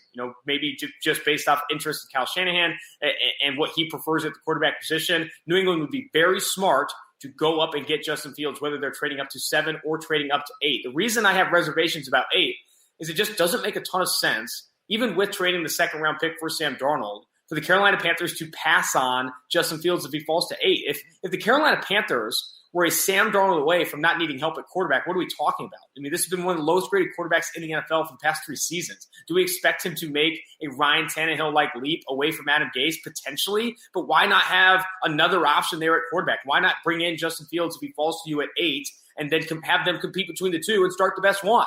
It's kind of similar to what the Cleveland Browns, you go back to, a lot of people thought they were going to start Tyrod Taylor, and Hugh Jackson did. Ask the coach to start the best guy. He starts Tyrod Taylor. That guy's not coaching much longer. Baker Mayfield takes over. Start the best quarterback. Have the best quarterback room, and the Carolina Panthers could be in a good position to do so. I like the Patriots trading up. It's just spent $135 million in guaranteed money in one offseason, the second most we've ever seen from any team in a single offseason. What does that tell me? They need a cheap quarterback. You're not going to be able to have that much money on the books and not have a quarterback on a rookie contract. That's just what it is. So I do think they ultimately trade up. It could be at 7. It could be at 8 to go get a QB. I'm a Giants fan, and a lot of mock drafts have had the Giants taking an edge rusher, which I think is a big reach in this kind of draft. A lot of the edge rushers, I think, are late first-round talents at best. Are there metrics with Pro Football Focus or anything that you have researched that say maybe if the receivers aren't there or maybe Rashawn Slater's not there for the Giants, that there's a particular edge rusher that could be a decent value at number 11 if they stay there, or even if they trade back a little bit too, maybe in the middle of the first round? Yeah, that's tough. I mean, this is an interesting edge class. Right now I see it as a tier 1 is Kwity Paye of Michigan, Jalen Phillips of Miami, Jason Owe of Penn State, and then Azeez Ojulari of Georgia in that first tier. But I really don't want to be taking any of these guys until probably like pick 18, pick 20, because so much of their prospect is projection. Kwity Paye needs to get a lot better in the NFL to be legitimate. Jalen Phillips has one good season at Miami, Florida, and then has the concussion concerns. Has also other injury concerns that keep him from the football field. Jason Owe didn't have a sack last year. Azeez Ojulari has a degenerative lower leg issue. There's a lot of reasons to be concerned with this edge class, to a point where you don't want to really be the first team to take one off the board, especially at 11. I'd be much more interested in taking Devontae Smith there at 11. I think his prop right now is at 11.5. I like him at 11 to New York Giants. If you're a football team that is a Darius Slayton and Sterling Shepard away from not needing a wide receiver, I'm sorry. That's just not the case. You need to get upgrades at those positions. I think Devontae Smith would be a good option for New York. If not, trading back, potentially getting involved in this edge class, I think starts to make more sense in pick 18 to 30. when you look at what the New York Jets have, I think the more interesting pick for them is the 23rd overall pick, because people are saying with that extra second round pick that they have next year, I mean, they have draft capital up the wazoo for the next 2 years. If somebody falls, I mean, I'm even hearing rumors. Yes, I am that rumor guy. I am hearing rumors that, so thanks, Carl, that, if Rashawn Slater somehow falls or somebody like that falls, that the Jets could go up to 13 or 14 and maybe trade up to get a Slater and Elijah Vera Tucker, even get involved in maybe the Jalen Waddle sweepstakes and go that far. What do you see the Jets doing with that 23rd overall pick? And then my other question is, who's a guy that we're not talking about enough in this draft? Is it a Zaven Collins? Is it somebody that's underrated that nobody's giving enough props to leading up to tomorrow? Yeah, I mean, I think it would be – I would advise against the New York Jets, leveraging future draft capital to trade up for a non-quarterback. And it's really very simple. They're not in a window. The New York Jets are not in a Super Bowl winning window yet. We don't know what Zach Wilson's going to be in New York. Until you feel like you're in a window, until you feel like you have a roster and a quarterback that's competent enough to go the distance, it doesn't make a ton of sense to throw the kitchen sink at trading up to get that last piece, like what Tampa Bay did with Tristan Wirfs and what other teams have done in the past when they feel like they're a piece away. The Jets aren't a piece away. The Jets are multiple players away. It's the reason why they should leverage that draft capital, even potentially trade down if they'd want to add to this roster. I mean, I still think the offensive line could use work. I think defensively there's a lot of pieces that they could add. I really like Greg Newsome of Northwestern going to at 23 to the New York Jets. I think that's an option. I think they could also add offensive tackle. I saw a mock draft recently that had Tevin Jenkins of Oklahoma State going to the New York Jets at 23. Pair him up with Mekhi Becton. There were Jets fans probably, 2 months ago, they were talking about maybe taking Penei Sewell at number 2 overall, get the big uglies. I mean, Tevin Jenkins at 23, I think that's an option too. And in the second round, there's potential at this wide receiver class. You can add a decent slot type there. So I think the Jets are in a really good position to pick with the picks they've got, if not trade down. They're not in a window. Do not trade up for non-quarterbacks, especially in the first round when that's going to cost you future second-round picks, and it's going to be that much harder to recruit value. In terms of a player I don't think we're talking about enough, I'll say Asante Samuel Jr., Florida State cornerback that a lot of people are pegging as just a slot in the NFL. Everyone I talk to says you got to try this kid on the outside. I was talking to Darius Butler today, who will be on PFF's draft show, also former NFL defensive back. I think he said, Asante Samuel Jr., this guy can play on the outside. I don't care about his arm length. I don't care about his athleticism. He's got some of the best film in the country, and I would agree with you. I think Asante Samuel Jr. isn't in that tier 1 of cornerbacks. That includes Patrick Surtain, J.C. Horn, Greg Newsome, and Caleb Farley, but he's in a tier 2 by himself. Because I think Asante Samuel Jr. is that 5th cornerback off the board where I feel really confident in being a capable starter in the NFL. After that, there's some slot types you could like, Elijah Molden of Washington, Aaron Robinson of UCF, and then some project outside corners, Ifeatu Melifonwu of Syracuse, Tate Gowan, UCF, both the Georgia guys, and Eric Stokes and Tyson Campbell. I think Asante Samuel Jr., that tier 2 by himself, a first-round player in my opinion. As you guys know, we are talking to Pro Football Focus content director Austin Gayle. Austin, we talk about pass rushers, we talk about linebackers, and this year there's not many. And obviously Parsons, everybody keeps talking about if he falls to the Giants should grab him and snatch him up. We've been hearing the Broncos, and now Zaven Collins. And everybody keeps talking, even our fans over here, they love Zaven Collins. They think he's the best pass rusher in this year's draft class. He's very underrated, 6'4", 260 pounds, runs a 4.67, unbelievable talent. Where do you see these pass rushers, these linebackers falling, and do you think Zaven Collins is the number 1 pass rusher in this draft class? Man, that's tough. I don't think anyone's phrased that question to me. I do think that the pass rushers ultimately go in the, you see 3 or 4 go in the first round. That tier 4, that tier I talked about earlier. I think Azeez Ojulari could slip out of the first round with some of the medical flags that came up at the medical combine or whatever that was. I think Zaven Collins, best pass rusher in this draft, if we're going to include linebackers, is Micah Parsons. Micah Parsons, if he converted to edge rusher, would be the best pass rusher in this class. Zaven Collins, a very talented player in his own right. I think he reminds me a lot of Dante Hightower. I know other people have made that comp as well. I think Zaven Collins can be that kind of player in the NFL in the right system. People mock him to certain teams that don't blitz their linebackers, and I leave myself scratching my head. So you're not going to play Zaven Collins in the NFL if you're not rushing the passer like what Brian Flores does with Miami or Bill Belichick in New England. So he's going to have to go to a specific defense. I know teams have talked to him about playing different roles at the next level, but he's a rare specimen. Like you said, 6'4", 260. I think he weighed in at 270 at the medical combine. The guy can fluctuate weight pretty easily. I do like that.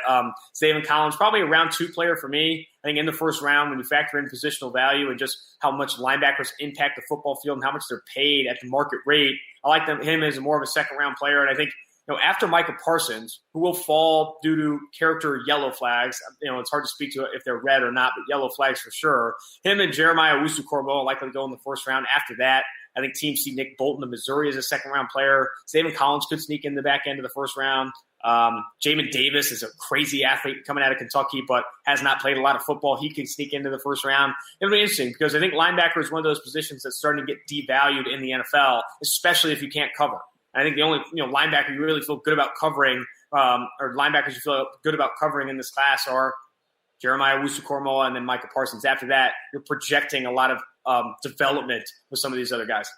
So one of our fans, Carl, actually asked a very good question. A lot of people have been criticizing Devontae Smith, thinking he might fall to the third receiver or even the fourth receiver, below Jalen Waddle, below Rashad Bateman and other guys because of his size, yet Smith was taller than Jamar Chase in some instances. Are you worried about his physical build at all, his lack of size, only 166 pounds, maybe only 6 feet tall? Or do you think he's an exception to that rule that we've seen because he's so talented as a route runner and even as a possession receiver, his hands are very good? I definitely think he's an exception for something because I think his weight, though concerning, he's overcome a lot of it. Where you see low weight, where you see a player that's 166 to 170 pounds, where you see that show up negatively is in press coverage. And he's been the highest graded player in press coverage over the past 2 seasons. You also see that show up in contested catch situations. He's been one of the best contested catch receivers in the college football. So I do think that he's overcome a lot of the weight stuff. I do think he'll be an outlier if he produces in the NFL. The only player to weigh in under 170 pounds in the last 2 decades and have 1,000-yard seasons is Deshaun Jackson. I'll tell you right now, Deshaun Jackson's a lot faster than Devontae Smith. So he's going to be an outlier. To come in and produce at a level at 166, 170 pounds, he's going to be an outlier. But I think we saw that at Alabama. I mean, we first Heisman winner since Desmond Howard. I think that's obviously a huge positive for Devontae Smith. I also think he's really a technician as a route runner, technician with his ball skills. That type of stuff is really going to show up in the NFL. Am I concerned? He's not Calvin Johnson. He's not Julio Jones. That's not what Devontae Smith is. But what he can be is a very competent outside receiver in the NFL, a guy that will start in multiple 1,000-yard seasons. So I'm not as concerned as other analysts are. And when I talk to cornerbacks that have gone against Devontae Smith, last thing they bring up is his weight. Sean Wade says he toasted him. Eric Stokes talks about how hard he is to cover. I don't think defensive backs are too worried about his weight either. 2 teams that I find fascinating coming up in this draft tomorrow. One is the Atlanta Falcons. And people are saying, well, they're probably going to take Kyle Pitts. But the thing is, Matt Ryan is already in his mid-30s, and they don't really have a quarterback of the future that's coming their way anytime soon unless they draft one. That's one. I mean, could they surprise people in drafting Justin Fields? And the Chicago Bears are the other team because the Bears signed Andy Dalton. They were thinking they were going to get Deshaun Watson. They offered the big package. It obviously didn't go through. Are the Chicago Bears in the market to be another team that could possibly maybe trade up somehow to get one of these quarterbacks, maybe a Mac Jones if he does somehow fall from the 49ers, which I don't think he will, maybe a Trey Lance or somebody like that? I do think that the Atlanta Falcons are locking into the best non-quarterback in this class, former Florida tight end Kyle Pitts. And that's because you go back to in free agency, they slipped it under the door. They restructured Matt Ryan's contract to a point where they're pot committed to him for 2 years. You can't get out of Matt Ryan's contract via trade or release for the next 2 seasons. Why would you take a quarterback and ruin that opportunity to leverage a rookie contract and how cheap it is with Matt Ryan, on that deal? The fact of the matter is, whether the Falcons like it or not, they are in a Super Bowl winning window. They're pot committed to Matt Ryan, Julio Jones, and Grady Jarrett. They're 3 highest paid players to win a Super Bowl in the next 2 years. Those 3 players take up 39% of their salary cap. One of the worst cap situations we see right now in the NFL. It's why they're receiving calls about Julio Jones. They need to go win a Super Bowl with Matt Ryan or blow it up. That's going to happen in the next 2 years. How do you win a Super Bowl fast? I don't think there's a defensive player at number 4 overall that makes a ton of sense. Kyle Pitts is the best non-quarterback in this class. And I don't think they're going to get a trade partner that's going to give up a 49ers-like package, 2 future first and a third, to come up to 4. I think Denver is calming on the quarterback market. New England would have to trade a lot more than what San Francisco did as well. I doubt they want to do that, especially with Detroit likely there to trade up. So I think Atlanta's going to get stuck in at 4 and take the best non-quarterback, and I think that is Kyle Pitts. We are talking to Pro Football Focus content director Austin Gayle. Austin, this is the last question for me. I look at this year's draft, and it's so interesting when we talk about so many positions that are very highly rated. We talk about the offensive line, the corners. There's not many pass rushers. We talk about the quarterback class that in the next 2 years, there's not enough quarterbacks that we're going to be talking about. That's why a lot of teams like the San Francisco 49ers are moving up to 3 because they see somebody that they really, really like. I look at a lot of teams. A lot of teams like to reach in the first round, and they don't. Teams like the Seattle Seahawks or even the New England Patriots over the years, those are the teams that really find good value in the later rounds. Is there a team this year that you believe that will find good value in the later rounds? I think Cleveland is a team that comes to mind. I think they're in an interesting spot where they could take, one of the better players at the back end of the first round, whether that's a receiver, offensive tackle, maybe one of the pass rushers, maybe a linebacker. I think they're in a rare position where there's going to be a good player that falls to them. And some of these projects that, you're talking about a Kwity Paye, Jason Owe and stuff, I start to feel a lot more comfortable taking them to what already is a very good roster in the NFL. You have Myles Garrett, obviously there.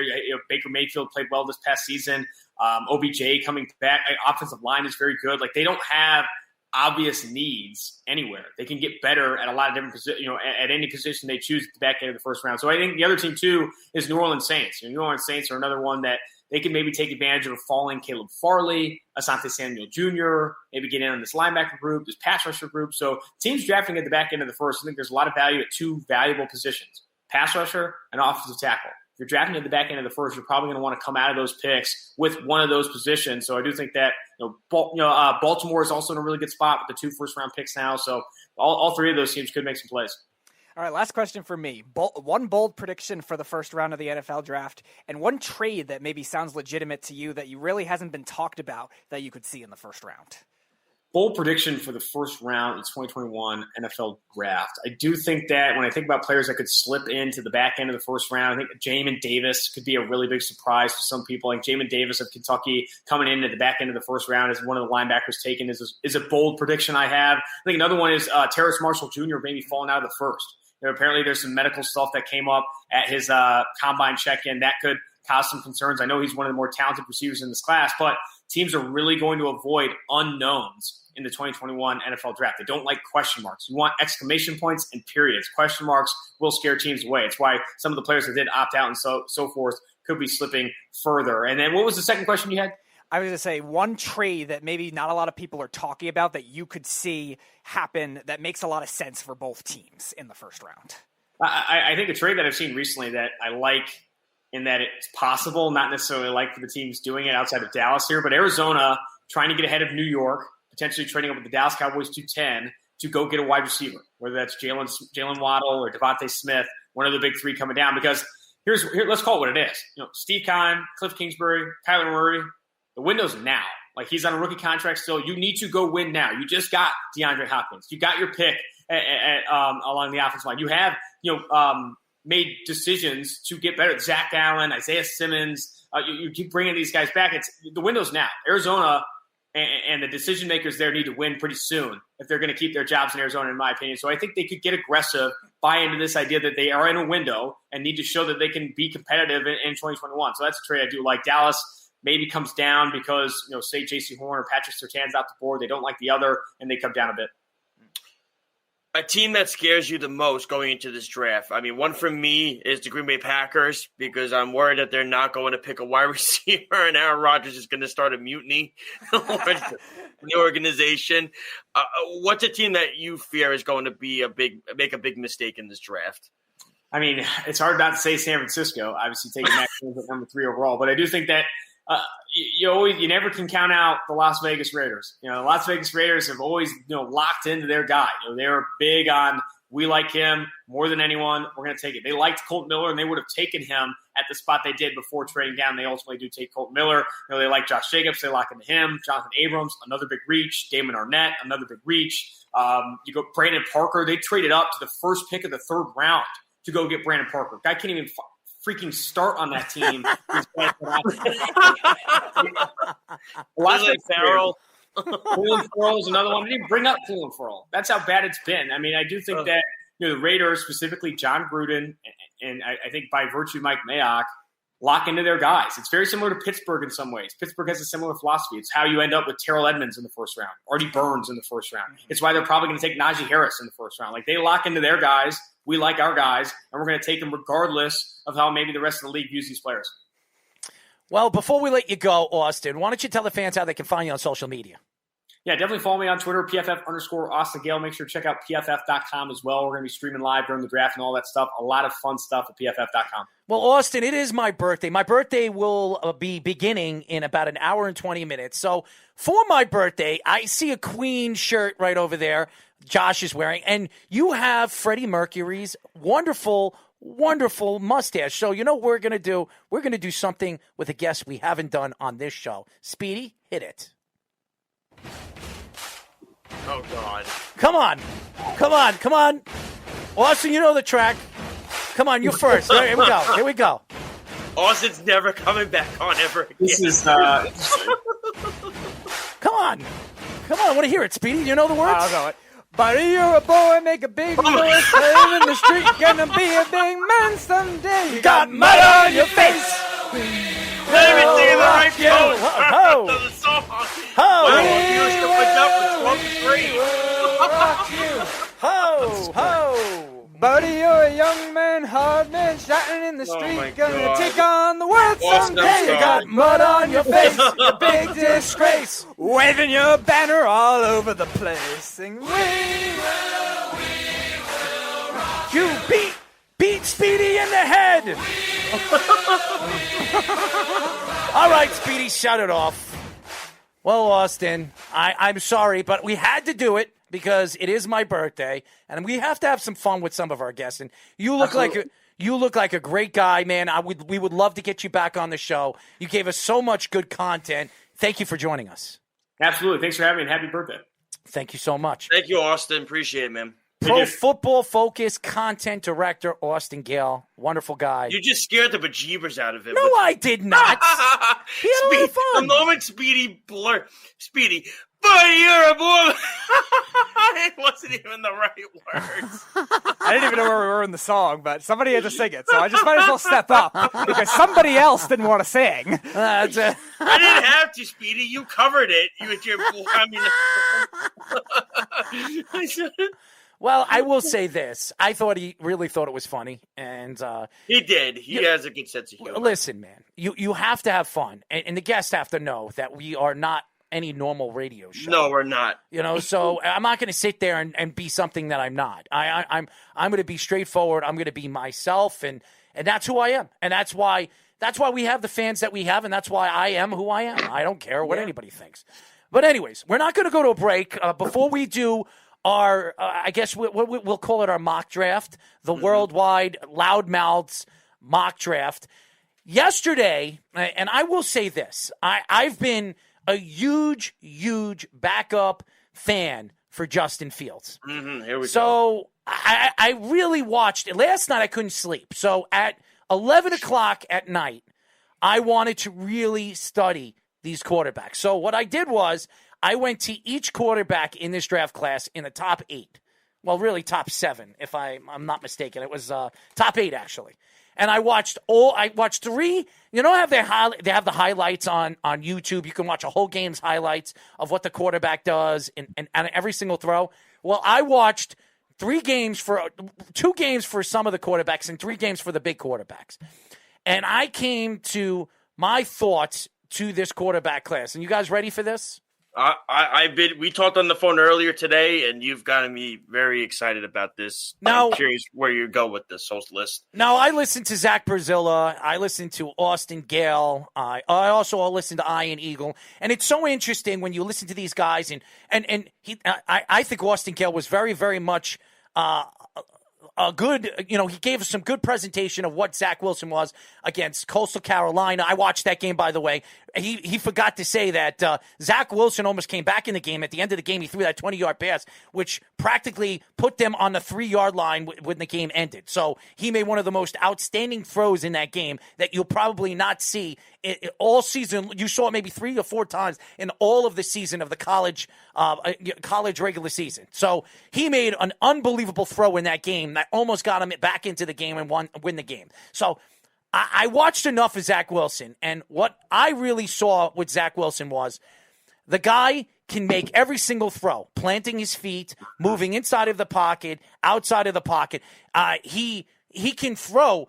He has such a strong arm. He can throw with practically both his feet not even planted. I watched a game that he threw a ball almost 25 yards with his feet, both his feet off the ground. That is Patrick Mahomes-esque. Now, I'm not saying he's Patrick Mahomes. I'm not saying he's Aaron Rodgers, okay? I'm not even going into that. But what I saw with Zach Wilson is something that I only seen maybe 3 or 4 quarterbacks in the league do in the last couple of years. Russell Wilson, Aaron Rodgers, Patrick Mahomes, and yes, I will say it again, and I will say it over and over and over again, Josh Allen.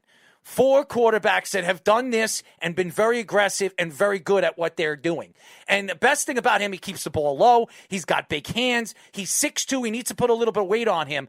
But what I saw with Zach Wilson in my footage and what I saw in the game is, yes, he didn't play any big-time schools in Ohio State. That's not Zach Wilson's fault because it was a COVID-19 season. He played what was on his schedule, and he played very, very well. He played a team in a ball game, and he completely dominated. He showed everybody in the ball game why he should be a top 3 pick.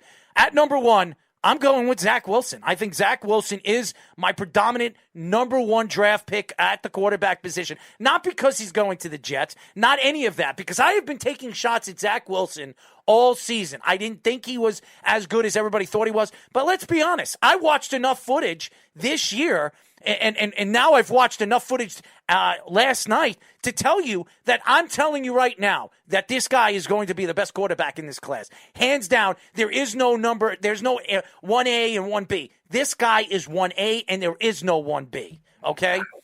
Trevor Lawrence is my number 2 guy. And I've taken a lot of shots at Trevor Lawrence in the last couple of weeks. I will have to say that. But what I saw with Trevor Lawrence is he's 6'6".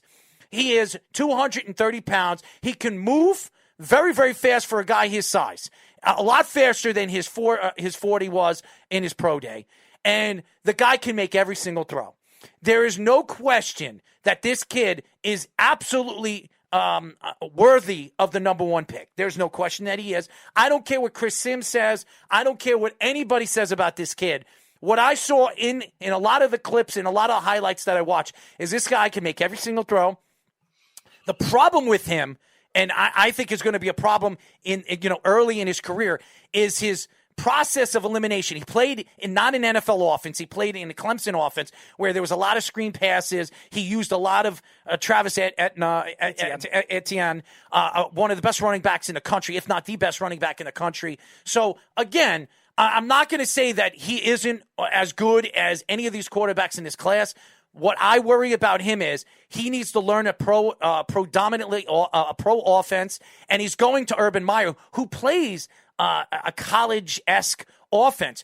Does it work out for him? Well, how long is Urban Meyer going to be there? And if Urban Meyer leaves and they bring an NFL type of coach in, a West Coast offense coach in, is Trevor Lawrence it's going to be harder for Trevor Lawrence to figure that out, and it could take him years to figure out that offense. So it might work out now, it might not work out later. That's all I'm going to say. So he's my number 2.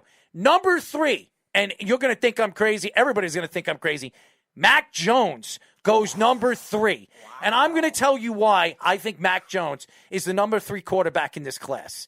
And I know a lot of people are going to sit there and say, Errol, you're out of your friggin' mind. You don't know what you're talking about. Blah, blah, blah, blah, blah. He played for Alabama. He had all these wide receivers. He had one of the best offensive lines. He's got a great defense. He's got one of the greatest coaches of all time. Everything and everybody can say whatever they want. He doesn't look good with the football jersey. It's funny because I've watched so many clips of what people say. He doesn't look like an NFL quarterback. So why are you going to draft him at number 3? I have watched enough clips last night. I watched 4 highlight games of Mac Jones because I wanted to see what everybody was saying about him. Why some of these experts say that he is a top 3 quarterback and that he could come out to be the best quarterback in this class. He's not the best quarterback in this class. He can make every single throw. Every single throw. And I don't care who he plays for. He could have played for Alabama. He could have played for BYU. He could have played for Clemson. He would have made every single throw Trevor Lawrence made, Zach Wilson made. Yes, he has tremendous talent in Devontae Smith and Jalen Waddle, and he had obviously one of the best running backs in the country in Harris. There's no question that he had the talent around him. But even in the bowl game, even in the championship game, which they won, everybody forgets the plays that he made. Yes, Devontae Smith was open. He was the best player on the field. Mac Jones had to make hard throws off target, and he still made every single throw. It landed in everybody's hands. He keeps the ball low. He doesn't keep it high. We've been talking about quarterbacks that do that. And going into the NFL draft and going into the NFL, you got to keep the ball low. We've looked at all the top quarterbacks that have come out over the last couple of years. Russell Wilson keeps the ball low. You look at Aaron Rodgers, keep the ball low. You talk about Patrick Mahomes, keeps the ball low. You talk about Josh Allen, keeps the ball low. All these quarterbacks, the top 5, top 6, Deshaun Watson, keeps the ball low. That's what you want from a quarterback. And by the way, Mac Jones' release is one of the fastest we've seen since Sam Darnold. So say whatever you want about this guy. This guy has the quality. I don't care what anybody says about San Francisco. This guy's going to go to San Francisco. Don't be surprised if San Francisco is a Super Bowl contender with this kid as their rookie, as their starting quarterback this year. So he's my number 3. Number 4, Kellen Mond. Okay? Wow. And I watched a lot. Hey, more interesting. Boy, Justin Fields is falling. I watched Kellen Mond play this year, okay? And I watched him one game this year, but I watched a couple of clips the other night. Kellen Mond, first of all, is just like Mac Jones. He can make every single throw. Go watch him play for Texas A&M. He's a fantastic quarterback. Very underrated. I know Jeff will agree with me on this. I do, because I think he likes Kellen Mond. What is interesting about Kellen Mond that threw me off about who he was and what he was, I didn't get enough chance to watch him enough until the other night. This guy is so fast in his feet, especially outside of the pocket. He can make every single throw outside of the pocket. What scares me about him is he keeps the ball very, very high, which means Mark Sanchez kept the ball high. What happened? Fumble the ball a lot. Daniel Jones keeps the ball high, fumbles the ball a lot. Sam Darnold came into the league, keeps the ball high. What did he do? He fumbled the ball a lot. We've seen this with quarterbacks, and it's been at Baker Mayfield. When he came into the league, he kept the ball high. Why did he drop the ball so much? Because he kept the ball high. This is the same thing with Kellen Mond. But here's the thing about Kellen Mond that I find very impressive. He's a great leader, one of the best leaders in this draft. Everybody says it. This guy is as great a leader as any quarterback in this class. And what it is, he's got the biggest hands in this class. The biggest hands in this class. So you look at quarterbacks that can play in the cold, quarterbacks that can play in all different areas of the game. This guy's got the biggest hands in the draft, and this guy also has the ability to do every single thing that all these quarterbacks could do. Run, throw on the run, make every single pass over the shoulder, all that other stuff. Kellen Mond is my 4th out of this draft class. Wow. Number 5, Justin Fields. Now, I know a lot of people, and me being one of them, I have put Justin Fields as my number 1 talent. What scares me about Justin Fields is he doesn't make his second and third reads very, very well. It's huge in the NFL. You're going into a pro-style game, unless you go to the Patriots, which possibly could happen. If Justin Fields goes to the Patriots, the screen passes, he doesn't have to worry about. But here's the problem. Deficiency. Justin Fields, in 20 yards or less, he is the worst quarterback in this class in making the throw. Worst. You're talking about all the quarterbacks from Davis Mills and Kyle Trask. He is the worst quarterback for 20 yards or less when it comes to accuracy. That's huge in the NFL. When you look at these short passes, you have these slot receivers that make these throws for 10 or 13 yards when you're third and 5 or third and 6. He is going to have problems early in his career in the NFL, which to me causes the deficiency of what his game is. He's got a great arm. He can throw on. He has a better arm when it comes to deep throws, and he can make every single deep throw. But here's the problem again with him. Justin Fields, he's more of a Cam Newton-esque type of player. He runs first, throws second. Yeah. And that is going to be a problem in the NFL. It's going to be a huge problem in the NFL if he does that. Lamar Jackson has done that very, very well the last 2 years. What did he do this year? Why were there so many deficiencies in the regular season and then going into the playoffs? What he did. He can't get over the hump. He can't take his team to the AFC title game. This is going to be a huge linger. This guy can win big games, so I'm going to put him at 5. But I might have even brought him even down even lower because there's a lot of deficiencies with him. A lot. Go watch the film. Go watch him in Ohio State versus Clemson. Oh, he made some amazing throws. He made a lot of bad passes in that game. A lot of bad passes. So go watch the Indiana game. I'm just telling you what I saw in the ball game and what he did against Clemson. Everybody remembers all the great throws he made. Yeah. Go look at the bad throws he made. And yes, he hurt his ribs. I heard all of that. This was before he even hurt his ribs. Okay, so just watch the game. All right, so that's one. Trey Lance, number 6. I want to say this. He is going to fall to the second round. Trey Lance is going to fall to the second round, and I do believe that. Everybody thought he was a first-round talent. Unless Minnesota decides to draft him later in this round, I don't see him going in the first round. I think he's going to fall to the second round. He's got a tremendous amount of ability. He does. He's athletically sound. This guy didn't play much last year. His footwork needs work. The guy, his legs don't spread out when he throws the ball. Go watch the games, guys. His legs are closed. Cam Newton, what is his problem making every single throw? The guy can't plant his feet. He can't move. His feet are not square to the pass. This is Trey Lance's problem. And if you're going into a league where your mechanics are wrong, you're going to go, unless you go to the right team, you go to the Patriots, you go to a top coach, you're going to have a huge amount of problems. Huge amount of problems. And I will say this. Say whatever you want. And you can say you might not like this thoughts. Trey Lance going into this draft, to me, has a tremendous amount of deficiencies, not because he can't throw the ball, not because he can't make every single run and move out of the pocket. He has a problem moving to his right side. He runs a lot to his left side. Go watch his clips. He loves moving to his left. What's going to happen when an NFL team sees that he likes to move left? They are going to overload the left side, so he has to go right and make his throws. And you know what that happens? That's where you're going to force the ball in windows that you can't make the throws, and you're going to have a lot of problems and deficiencies in your game. So that's Trey Lance. Kyle Trask at number 7. Now, I know we've heard Weapons Hot. We've heard CJ say a lot of good things about him. Kevin Jackson likes him. This is a kid that played very well for Florida. He played very well in big games. The problem with Kyle Trask is he doesn't have a lot of athletic ability. He's not very athletic. He's more of a pocket-present quarterback. And in this league, and I know everybody's going to say, well, Mac Jones is the same way. And Kellen Mond he's more of a mobile quarterback than he is a pocket present, but he can do everything as well. I worry about Kyle Trask, especially, and he's more of a late second round, third round pick. I worry about him because even though he played against very good talent, he's undersized, 1. Number 2, he has small hands. Number 3, his footwork is terrible. Absolutely. He has the worst footwork in this draft class. Go watch his clips. Go watch him in Florida.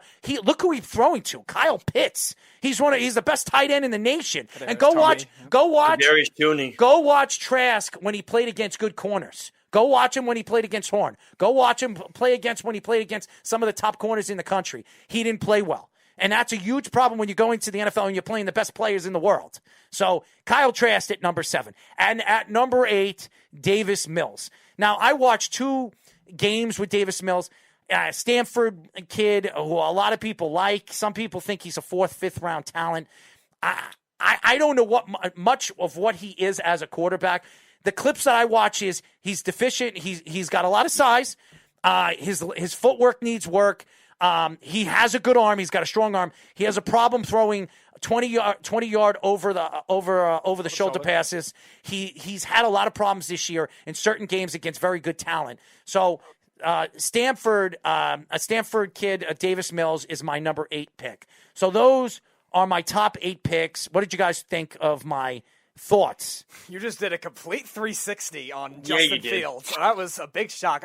When you told me about this before the show, I was thinking, all right, he's dropping Trevor Lawrence down to number 5 or something like that. He's going to drop Trevor Lawrence below, I don't know, Trey Lance or something like that. Some weird theory. I never thought it would have been with Justin Fields. And Mac Jones, number 3, after we were just fighting with Mark about it a couple weeks ago, when he thought Mac Jones was the best quarterback. We've heard a lot of people I didn't say he was the best quarterback. No. But a lot of the praise, and all of a sudden, like, we were against that verdict, said, now all of a sudden you're back with him at number 3. That was definitely a surprise. And listen, Jeff, you're not going to like it. I understand. You don't have to like it. I'm just telling you what I thought on what I saw when it came to the highlights that I watched of all the games. And by the way, I watched the full highlights of those games. I'm talking about when they give you all in one, it's like 20 minutes, 25 minutes of all the highlights. No commercials, no breaks, everything all in one. I watched the kids play. And that's what I saw, the aggressiveness of each quarterback. It threw me off. It really did. And Mac Jones is a lot better than people think he is.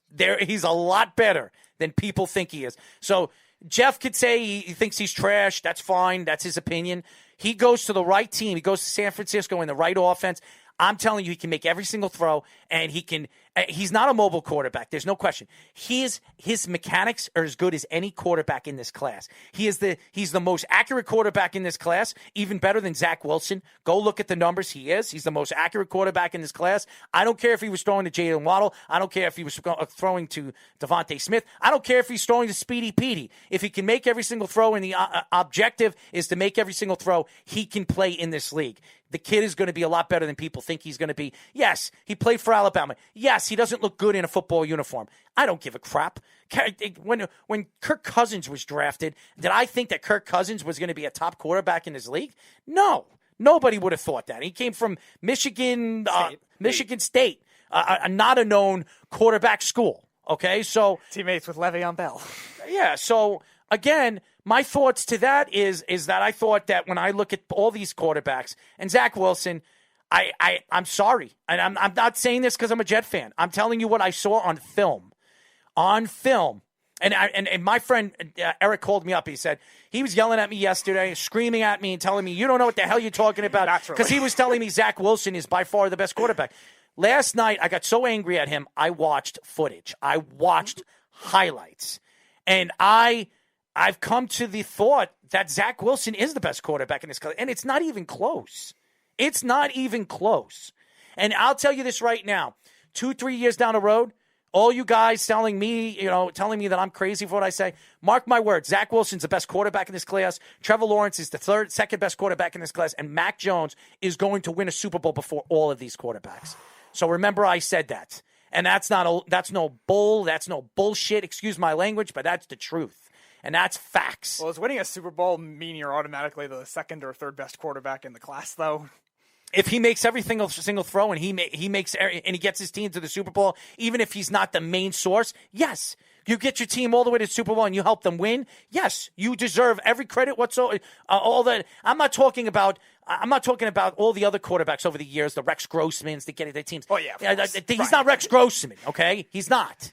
Okay, here's the thing. I think that when you look at these quarterbacks and you look at the aggressiveness of each quarterback and what they do in the pocket and how strong they are in the pocket, Mac Jones is the best quarterback in this class as far as I'm concerned. Is standing in the pocket and making the throw. So that's what I'm going to say. As far as Zach Wilson's concerned, he is the best at every intangible of the game. He can run. He can make throw, moving to his left, moving to his right, not even planting his feet over his head. He keeps the ball low. That's what you want a quarterback to do. Not dropping the ball. He doesn't fumble the ball. I don't care what he's done in the 1 year that he said. I listened to what Austin Gayle said.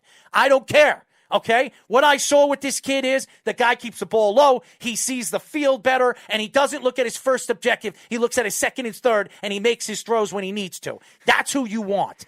Jeff says Zach Wilson is the new cut on Tom Brady's hand. Whatever Jeff thinks, that's fine. That's great. Jeff knows I have a lot of respect for his thoughts to it, but that's his opinion. And my opinion, I vary my opinion of what I saw in the highlights. And highlights don't lie. Watch him in the big game. Watch what Mac Jones did in the big game against the Ohio State Buckeyes defense. Oh, by the way, Clemson's great Trevor Lawrence couldn't do anything against. Okay? Same defense. Same effing defense. And Mac Jones absolutely tore that defense apart. So what does that tell you? What does that tell you? Okay? So I'm just telling you what I saw. And what I saw was a much better quarterback than anybody thought that he was. That's all I'm going to say. And I think he's a lot better than people think he is. And I don't care what Zach Brazilla said or Austin Gayle says. San Francisco will not regret drafting Mac Jones. I promise you that. They will not regret it because they will win a Super Bowl with Mac Jones. Remember I said that. If they win a Super Bowl with Mac Jones, it was worth every bit of moving up from 12 to 3 and giving up those first-round draft picks. Because what is San Francisco trying to do? They're trying to win a Super Bowl. So that's my take. When we come back, ladies and gentlemen, we are going to do our sports loudmouths what? Mock draft. And we're going to have two very special guests. We're going to have Jeff from Tampa joining us and Carl, a.k.a. Mr. Chicago Town, Chi-Town, USA with us when we come back here on the Sports Loudmouths. It's the Worldwide Sports Radio Network. This is the Sports Loudmouths.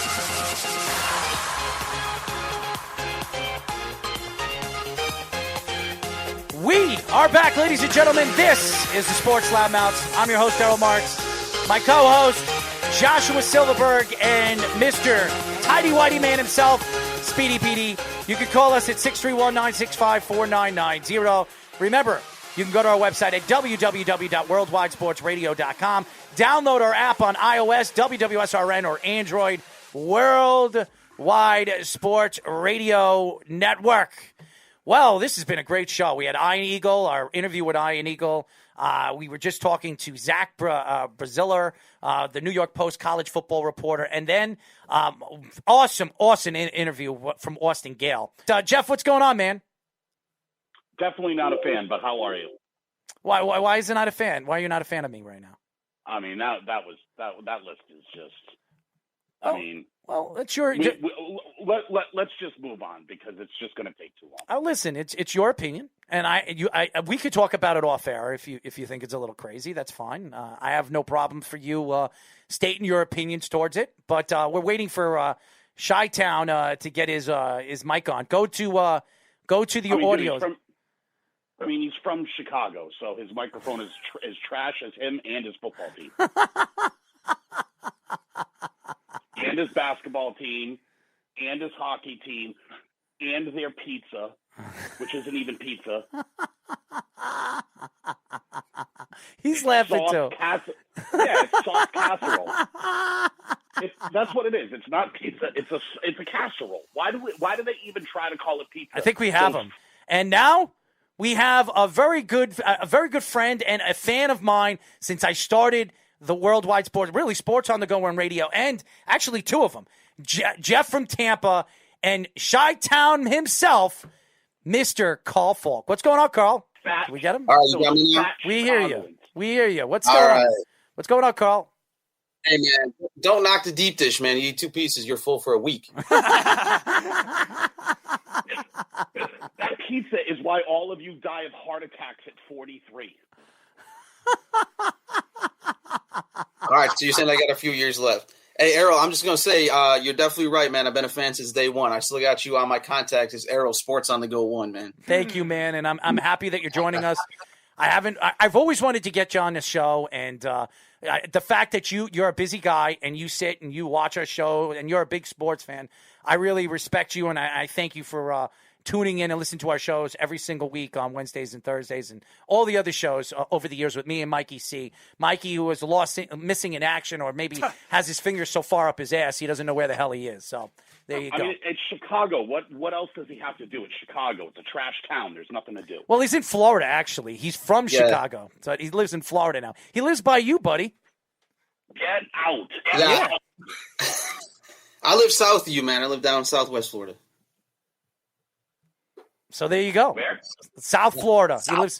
He lives in South Florida. Oh, right. Sunglasses and hair gel. Got you. I think we lost you again, Carl. I think we lost you again. You're having some technical difficulties. These Chicago people, now they're not paying their Wi-Fi bill. Good point. All right. So what we're going to do is I don't know what's going on with the mic. And listen, Carl, if we can't get you there, we'll get you on the phone with Jeff. We'll get you on the phone with Jeff, and we'll put you on a two-way call so you can actually talk that way if it comes down to it. If there's a problem. Anyways, are you guys ready to do our mock draft? I'm ready. You ready, Jeff? Are you ready to kick some ass and see where you're going with this? Sure, let's go. Jeff, you're going to draft Zaven Collins number 1 overall? Dude, I can't believe he said Zaven Collins is a second rounder. I mean, that is a wild take to me. Wild.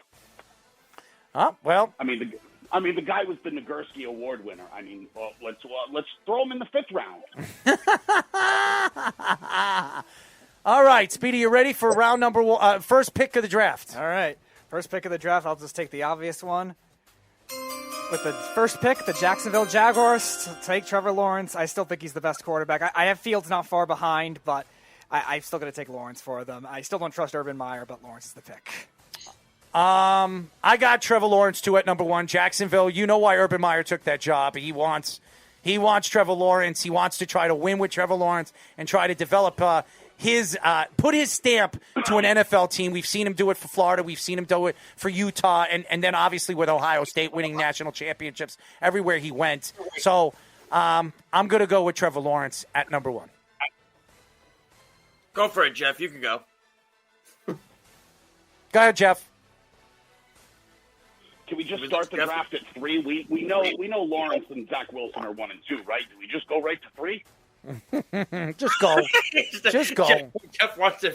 Lawrence. All right, Lawrence. All right, Carl. All right, let's go to 3. Okay, let's just go to 3. We know Zach Wilson. And Trevor Lawrence are going 1 and 2. All right. At number 3, I'm still taking Fields.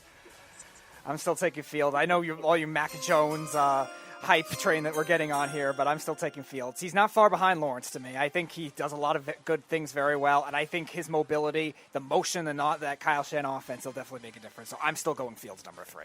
I'm going Mac Jones. It's not even an argument. It's not even a thought. Mac Jones is going number 3 to the San Francisco 49ers, and eventually he's going to win a Super Bowl with that San Francisco 49ers team. I think he's got a much better upside than a lot of people think. So Mac Jones going number 3 to the San Francisco 49ers. Jeff? Yeah, I mean, I got Mac Jones there as well. I've made the comparison a ton of times. I think that you guys agree. Kyle Shanahan loved Kirk Cousins, tried to trade for Kirk Cousins. I think Mac Jones is the new Kirk Cousins, plays like him, thinks like him, smart dude. And everyone, listen, it was the reason they traded for 3 to go to get Mac Jones. That's what they gave up that stuff for. And I think they're just doing their due diligence with the other guys. I think at the end of the day, it's going to be Mac Jones. All right, Carl, what do you got at number 3? Yeah, I like Mac Jones too. I mean, Jeff said what I was going to say. They traded up for this pick. I mean, and therefore I think it's the safe pick. I mean, his completion percentage was over 75% this past year. He's a pocket-style passer. That's what Kyle Shanahan wants. I think it's a good fit. I think that's where they're going to go number 3. Mac Jones. Josh? It's the obvious one. It's Mac Jones. You know, for me, Mac Jones is the guy. When you look at it, again, he fits Kyle Shanahan's system perfectly like a glove. He's the guy who's a pocket passer. As you said, Arrow, he's the best pocket passer in this draft. It's a no-brainer. You look at the percentage. I'm wondering if maybe they could have waited a little bit later in the draft to get him maybe at 12 if he still would have been there. Who knows if they had to go all the way up to 3. But listen, they want the guy that they want to get, then they got to make sure they get him no matter what, and that's why it's going to be Mac Jones. All right, number 4 with the Atlanta Falcons. This is where I'm going to make my first trade. This is a trade I'm surprised nobody is talking about. The Eagles traded back. I didn't like it for whatever reason. I haven't have them trading back up with Atlanta. I think it makes sense for both teams. So I'm going to have Atlanta trading back, getting some extra first-round picks, second-round picks from Philly, and Philly takes Jamar Chase. I'm going with Kyle Pitts. I think Kyle Pitts is the guy. They're trying to win. Even though they're rebuilding, Julio Jones is going to be gone. I believe that in the next 2 months, when the money starts to, I think there's some kind of clause that in the next month they can actually reduce the salary. Reduce the salary. After June 1st. Yes, I think they will trade him. They need another big player to make the catches. I think it's going to be Kyle Pitts. Kyle Pitts goes to the Atlanta Falcons at number 4. Jeff. Yeah, people that project trades and mock drafts are retards, and I'm going to go Kyle Pitts as well. Like, I mean, He's the best non-quarterback in the draft. They need more than quarterback. They can't get out of Matt Ryan's contract. Kyle Pitts. He's the best non-quarterback. Carl. Yeah, I agree too. It's going to be Kyle Pitts. I didn't know we were doing trades here. I mean, look, my cat will. It's got to be quick with them. It's got to be quick with them. It's like, ooh, trades? We didn't know. Carl, we're not doing trades. Only retards do them. Those and don't know the lyrics to music, right? Freddie Mercury. All right, yeah, I'm going with Kyle Pitts as well. It's a no-brainer. It's Kyle Pitts. I mean, you heard Austin even say it earlier. They're stuck under that Matt Ryan contract for the next 2 years. They're going to do everything they can to get this guy to win a Super Bowl. It's not going to happen, that's for sure, especially after they trade Julio Jones. And whoever takes on that contract, obviously it's a reduced salary after June 1st, so it'll make it easier to trade. Kyle Pitts is the easy selection here for them at 4 to try to salvage whatever Matt Ryan has left in the tank. All right, Bengals at number 5. I have him taking the pick that everyone has him taking. I'll give him Penei Sewell. Joe Burrow needs protection. Jonah Williams, who I liked as a prospect, so far hasn't panned out. He's had a lot of trouble developing because of his injury. Joe Burrow, obviously, with the bad injury last year. And Joe Mixon, with a bad offensive line, had a lot of trouble running the ball, too. So Penei Sewell, take the generational talent. At number 5, the Bengals select Jamar Chase. I think Joe Burrows, they know each other very, very well. I think Joe Burrows can get themselves a big-time offensive talent. I think they need it. A.J. Green is no longer there. I don't trust the wide receivers they have over there. I think Jamar Chase is the best wide receiver in this draft class. I'm going with Jamar Chase. Jeff? Yeah, it's a tough call for me. Those are the two guys I was trying to decide between. I know that they just lost A.J. Green. But at the end of the day, you got to protect your number one guy. I'm going to go Penei Sewell. Okay. Carl, what you got? Carl, you got to unmute. Yeah, I like Sewell too. I think it's predicated on whatever pick is here, the Lions are going to pick the opposite. So I think that they go with Sewell here, and that means the Lions will end up probably picking Chase later on. Although I'm leaving my pick later, but I think it's going to be Sewell. It's just I like Jamar Chase, but I kind of like Devontae Smith better, so I'll go with protecting Burrow as well. I like Sewell. I want them to be able to protect Burrow. That's really what it comes down to. They got to protect Burrow, but at the end of the day, Burrow's going to vouch for his former teammate, and in that case, it's going to be Jamar Chase. Look, he's going to want this guy. He was very close with him at LSU. He's somebody that he's going to rely on that. Maybe they look at another offensive lineman later in the draft. There's a ton of them in this draft. You can get them in the second round. And at the end of the day, it's all about the college connection. So to me, I'm going to go Jamar Chase. All right, Miami Dolphins at number 6. I am not concerned about his weight. I'm still going to take Devontae Smith. I am not concerned with that. I still think he's going to be the exception to the rule. I know, Jeff, you brought it up. Deshaun Jackson and Santana Moss have really been the only guys, but Smith, I think, is a special prospect, and I still think he has enough time to bulk up. Him and Tua already have chemistry, and I think he's a lot more skilled, all around, even though he doesn't have the raw speed and athleticism, than Jalen Waddle. So I'm still taking Smith. At number 6, the Miami Dolphins select Penei Sewell. I think shifting their offensive line, making the trades that they've made in the last couple of days, it seems like they're looking to bring in an offensive lineman that could solidify that offensive line. I think the fact that Tua is a guy that has hip problems, they need to protect him, and they need to put the right guys around him. They have another first-round draft pick at number 17 or 18. I think that's where they're going to get their wide receiver. I wouldn't be surprised if they move up to get a Jalen Waddle or something like that. I say Penei Sewell going number 6 to the Miami Dolphins. Jeff? Yeah, we're all around the same players here. At 6, I got Jamar Chase. I think he's the best receiver in the class. It's a very talented class, but I still think Jamar's the best, and I think he's going to end up being a Dolphin. That's it. Carl? I wrote down I like Devontae Smith here. I think the Dolphins actually might have even gone DB, defensive back, if their DBs didn't step up the way they did last year. I know you guys talked about it in exhaustion last week about their DB play. So I think they're going to go Smith. I like him better than Chase. I know Chase didn't play last year. He's a great player. I don't know. I'm going to pick Smith though. Arrow, you brought it up, moving Robert Hunt from tackle to guard. I mean, it was a pretty obvious decision where that was going once they made that move, moving Hunt over to guard. It's going to be Penei Sewell. I mean, the guy would fit like a glove over there. They need to protect Tua at all costs. You see the injury history with him from college to now coming into the NFL. It's been a lot of injury risk. They have to keep him on his feet. They have to keep him healthy between the hip injury and everything like that. So for me, it's Penei Sewell as the guy. All right, number 7, the Detroit Lions. I'll give him Rashawn Slater. They could definitely need a lot on this team. I don't know if there's any defensive players. Maybe Parsons or one of the corners worth taking now, but they just drafted Jeff Okudah last year, and even though he was injury-prone, he still played all right when he was healthy. They still got Trufant there, so I'm worried about the defense, but not as worried. I think Slater's the best value pick for them here. Okay. I do believe that the Lions are going to trade out of this pick, but if they don't, I think at number 7, they need a wide receiver. Jalen Waddle goes to the Lions. They need that superstar wide receiver, the guy that can make the catches. Goff over there, and Goff needs a weapon. They don't have any weapons over there, so they're going to add a weapon. And I think one of the most underrated wide receivers in this class, Jalen Waddle, goes to the Detroit Lions. Jeff? Yeah, I agree with you, Errol. Our drafts are pretty similar so far. I have Waddle in the spot. You can't lose all of those receivers and not replace them somehow. And with the offensive line depth, I think that they can get that later, and they need some wide receiver talent. So for me, Jalen Waddle. Carl? Yeah, I'm gonna go wide receiver here too. I can't even name the Detroit Lions depth chart at wide receiver now. I mean, I'd love to be able to look it up. I don't know. So I'm gonna go with Jamar Chase only because I picked Smith last pick, right? So I think that Jamar Chase is the best fit here. I'm going to go wide receiver as well. But this time I'm going to go with Devontae Smith. Like you said, Arrow, they need weapons. They don't have any. I'm with Carl on this one. I can't even name the depth chart of the Lions. They're 1, 2, or 3 receivers at this point.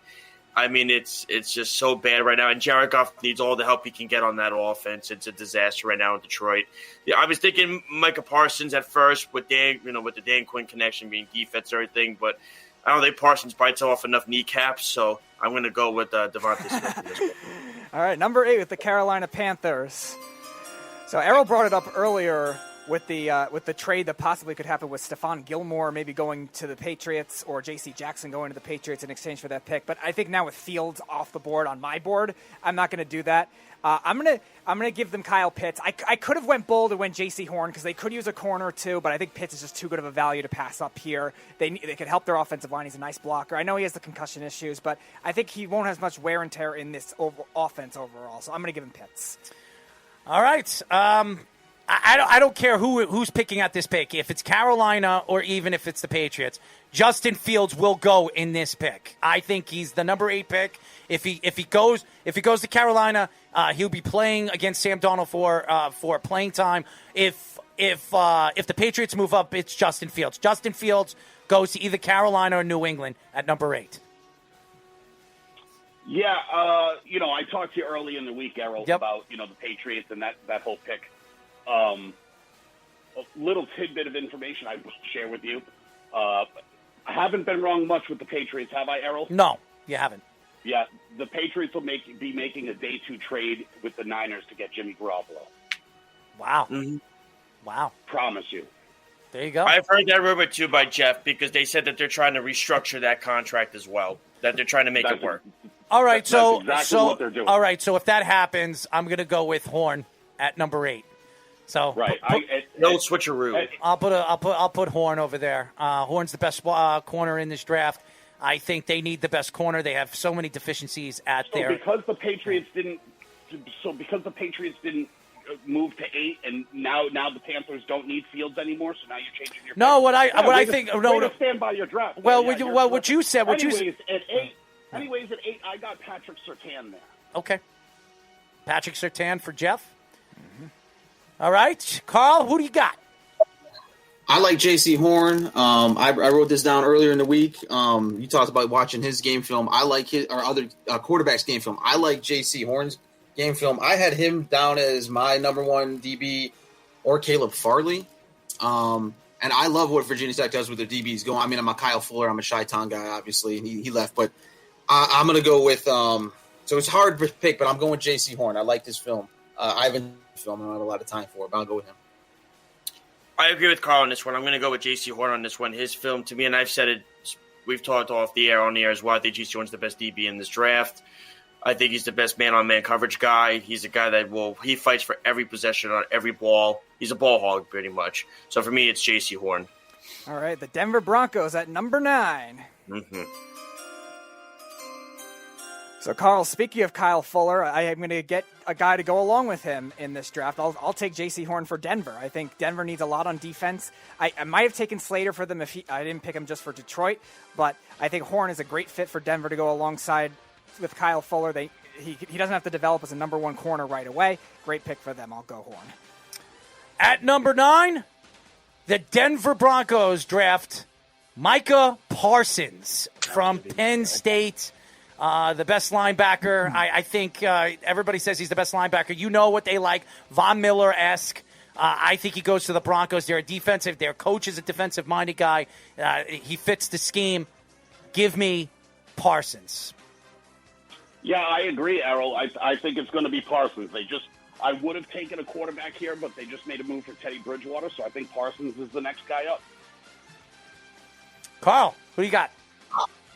I like Patrick Surtain here. I got to watch him live way back in the day in high school. He fits. I mean, he has all the measurables. I think he's going to fit really well with Kyle Fuller on that Denver defense.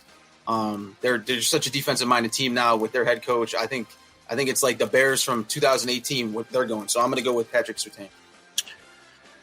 I would have said Trey Lance here, but I mean, does Teddy Bridgewater really move the needle that much? No, in my opinion. I don't trust Drew Lock, but I still don't think they're going to take quarterback. I think they're going to go with Micah Parsons as well. Look, I know despite the yellow flags that we've all brought up, listen, Von Miller had problems coming out of college. Shane Ray had problems coming out of college. John Elway took them regardless. It didn't really matter to him. Micah Parsons is not going to make any difference. He'll make the defense that much better with Bradley Chubb over there. So I'll go with Micah Parsons going to Denver. All right, everyone's least favorite team, the Dallas Cowboys at number 10. They need a lot of help on defense. And I'll go with what everyone's been saying, obviously. I'm going to take Surtain here, go along with Trayvon Diggs. I would have given them Horn if Horn was there, but Surtain is the pick for me for Dallas. I think it's obvious they need so much in that secondary. At number 10, the Dallas Cowboys select Patrick Surtain. I think he's the perfect guy. He's the perfect fit for Dallas. I think it makes a lot of sense. We've been hearing this all year round. That's who they want. I think Patrick Surtain falls to them at number 10. Yeah, I mean, I think at number 10, the Dallas Cowboys will select Mike Eilers from Bayshore, New York. Jerry Jones doesn't have someone to stroke him off these days, and this guy's willing to spit in his hand and go. No, who do you got for Dallas? J.C. Horn. Okay. But Mike from Bayshore is a close second because Jerry Jones is lonely these days. Carl, who do you got? I'll keep it short and sweet. We're going to keep the run on DBs going. Dallas is going to panic. They're going to think DBs are going quickly, so they're going to go Caleb Farley because he's the third one I have on my list for DBs. Or cornerbacks, sorry. Easy, you all mentioned it, but it's going to be Patrick Surtain. He fits perfectly with Dallas. Speedy said it. They need all the help that they could possibly get on the defensive backs. I mean, they have nothing to speak of. It's embarrassing. It's a joke. So Patrick Surtain can hopefully do somewhat of the helping the damage out. I don't know if he can do all of it, but he'll do enough. All right, my New York Giants at number 11. Mm-hmm. I'll give them Parsons. I wanted the receiver, but I really still realistically don't think Smith is going to fall there. I mentioned on this show I would rather take Parsons over Waddle. I think he's the better all-around prospect. I do worry about the off-field issues, but I'll take my chances in this case. The Giants need to try something at this point. They just need talent. They are so far behind when it comes to roster construction right now, so I will give them Parsons. At number 11, the New York Giants select Rashawn Slater from Northwestern. I think a lot of people, they need to solidify that offensive line to protect Daniel Jones, especially this is the last time Gettleman is going to have the opportunity to really pick in the draft, and I think he wants to make it a splash. I'm going to go with Rashawn Slater at number 11 to the New York Football Giants. Yeah, for me, I still got a receiver on my board. I had Jamar Chase going earlier, and as well as Jalen Waddle. So for me, it's Devontae Smith here. You got to give Danny Dimes some help. You can't throw dimes without people to throw to. Help the guy out. Okay. Jeff Scott, Danny Dimes, a wide receiver. Carl, who do you got? Yeah, I don't need to see Danny Dimes running 70 yards down the field and getting stopped by the turf monster. So he's got to have someone to throw to. You just talked about Errol, him making a splash, the GM, so I'm going to go with Jalen Waddle because I still have him on my board. I'm with Carl on this one, too. I'm going to go with Jalen Waddle. He's still on my board. They need to get all the help. I was thinking Slater as well, but Daniel Jones needs all the help he can get at receiver. We got to stop relying on Sterling Shepard, Darius Slade, and then Evan Ingram. So we got to stop with that already. It's enough Evan Ingram, right, Speedy? Yes, absolutely. All right, so number 12, you guys all have the Eagles. I have the Falcons with the trade. So here we go. Pick number 12. I have. I'll give the Falcons Greg Newsome in this spot. I'll give them a corner. They need secondary depth big time. They have enough linebackers. I know, Jeff, you might have wanted me to take Zaven Collins in this spot. I think the Falcons are actually okay at linebacker, but corners they need a lot. So give me Greg Newsome. At number 12. Captain trade. At number 12, the Philadelphia Eagles select Devontae Smith. I think Devontae Smith is the perfect guy for what they're looking for. I think he falls to the Philadelphia Eagles at number 12. Carl? Oh, no, it's Jeff's turn. Oh, Jeff, I'm sorry. Jeff. Oh, yeah, no problem. Yeah, I mean, for me, all the top receivers are gone. Waddle, Smith, Jamar Chase. The Eagles need everything. I mean, everything. But for me, this is where I have J.C. Horn going. Interesting. Interesting. I didn't think Horn was going to fall this far, but that's interesting. Jeff got Horn at number 12. All right, Carl, who do you got? This is where I have Micah Parsons. I actually still have Micah Parsons down a little bit, but I actually think it's a good fit because, you keep him close to – he's at Penn State, right? So you keep him close to where he's at. If there are any red flags and character-wise, he's got a little bit of a circle there. So whether that circle's bad or not, it could be a good one. So I'm going to say Micah Parsons to the Eagles. This is where it gets a little interesting for me. I mean, they need a leader on that defense, especially in the DBs. This is where I'm going to go with safety Trevon Moehrig out of TCU. This is a guy that I look at. I think he's a leader on the field. You see it especially in the Big 12 where they don't believe in defense and to be able to be the stout defender that he is. He's a leader on the field. You see him all the time. He's on every highlight. He's so quick with his feet. He's not Zaven Collins quick, so I'm going to give Jeff that one. But Moehrig is the guy for me with the Philadelphia Eagles. All right, at number 13, we have the L.A. Chargers, the least clutch team in football. Thank you, Josh. I'm going to give him offensive line help. I will give him Tevin Jenkins here at 13. The Chargers have had good interior guys, but the outside guys have really not been there for the Chargers. I thought they had some talent with some recent draft picks, but they really haven't developed. I mean, Sam Tevy is one of your tackles right now. They just traded Russell Okung, even though they got Trey Turner back. They traded for Russell Okung now. He's gone, and they need some tackles. So I'm going to give him Tevin Jenkins here. At number 13, the L.A. Chargers select Aljay Vera-Tucker. That's where he's going. He's going to the Chargers. He's going home. So that's where he's going. I think he's the best guard in this draft. I think he solidifies that offensive line that they redeveloped in the offseason, and he's going to help out on protecting Mr. Justin Herbert, the man, the myth, the legend. Jeff, who do you got? Yeah, I have, I had Elijah Vera-Tucker there in that spot. It makes all the sense in the world, but I'm going to give him Rashawn Slater. Just because Rashawn Slater plays several different positions, have had a lot of injuries on that line, and if they had to shuffle people around, I think Rashawn Slater's a little more versatile. So that's who I'll give him. Good, Carl. Carl, who you got? Yeah, I echo what Jeff says. I'm going with Rashawn Slater. He's still on my board. He's a road grader, and he's a road grader at any position on that line. I mean, I haven't seen him play center, but anywhere else, he's a plug-and-play guy, and the Chargers need that anywhere. So I think the versatility is they can't pass up. So Rashawn Slater. I mean, I saw Rashawn Slater on my board, too. As Jeff said, he's versatile. He can play the tackle position, guard position. Putting him next to Corey Linsley is going to be a huge help, of course, for Justin Herbert. I mean, that's somebody when you look at it, he's a big body. It's amazing he fell this far, but he did. And it'll be beneficial for him because he's used to playing in the cold weather. Now he gets to play in the nice, warm Los Angeles weather. So it'll be easy to get accustomed to that, I would think. So I'm going to go with Rashawn Slater. All right, number 14, the Minnesota Vikings. All right, I don't want to gamble on Caleb Farley here. I feel like they could be a team to gamble on Caleb Farley, but I will take Jeff's boy here. I'll take Zaven Collins for the Minnesota Vikings. Just like Jeff is saying, a freak of an athlete, a great run stopper. They definitely could use that. Their run defense was down last year. Anthony Barr's had a lot of trouble staying healthy, so you're really relying on Eric Kendricks. Could you spit it out? We got a whole freaking draft to go in the first round. In that spit it out. linebacker core. So I'll give him Jeff's boy, Zaven Collins. Oh, my God. Oh, my man. Number 14, the Minnesota Vikings select a pass rusher. Jalen Phillips will go to them. They need a pass rusher, an edge rusher. He's the best one on the board. I'm going with Jalen Phillips. Holy God. Our drafts are like the same, Errol. I have Jalen Phillips here as well. Like, this is absolutely wild. It's scary because, like, now I feel like I'm retarded because you're never right. So, like, I probably need to change my board. Oh, smart guys think alike, okay? Yeah, I mean, that's why I'm wondering if I've had, like, a lobotomy or a surgery. Like, I had Jalen, like, trying to think. Was I beamed up to the spaceship last night? This is actually freaky. So, yeah, Jalen Phillips. Oh, man. Go ahead, Carl. Man, that's funny. I got to go Christian Darrisaw here, or Darrisaw.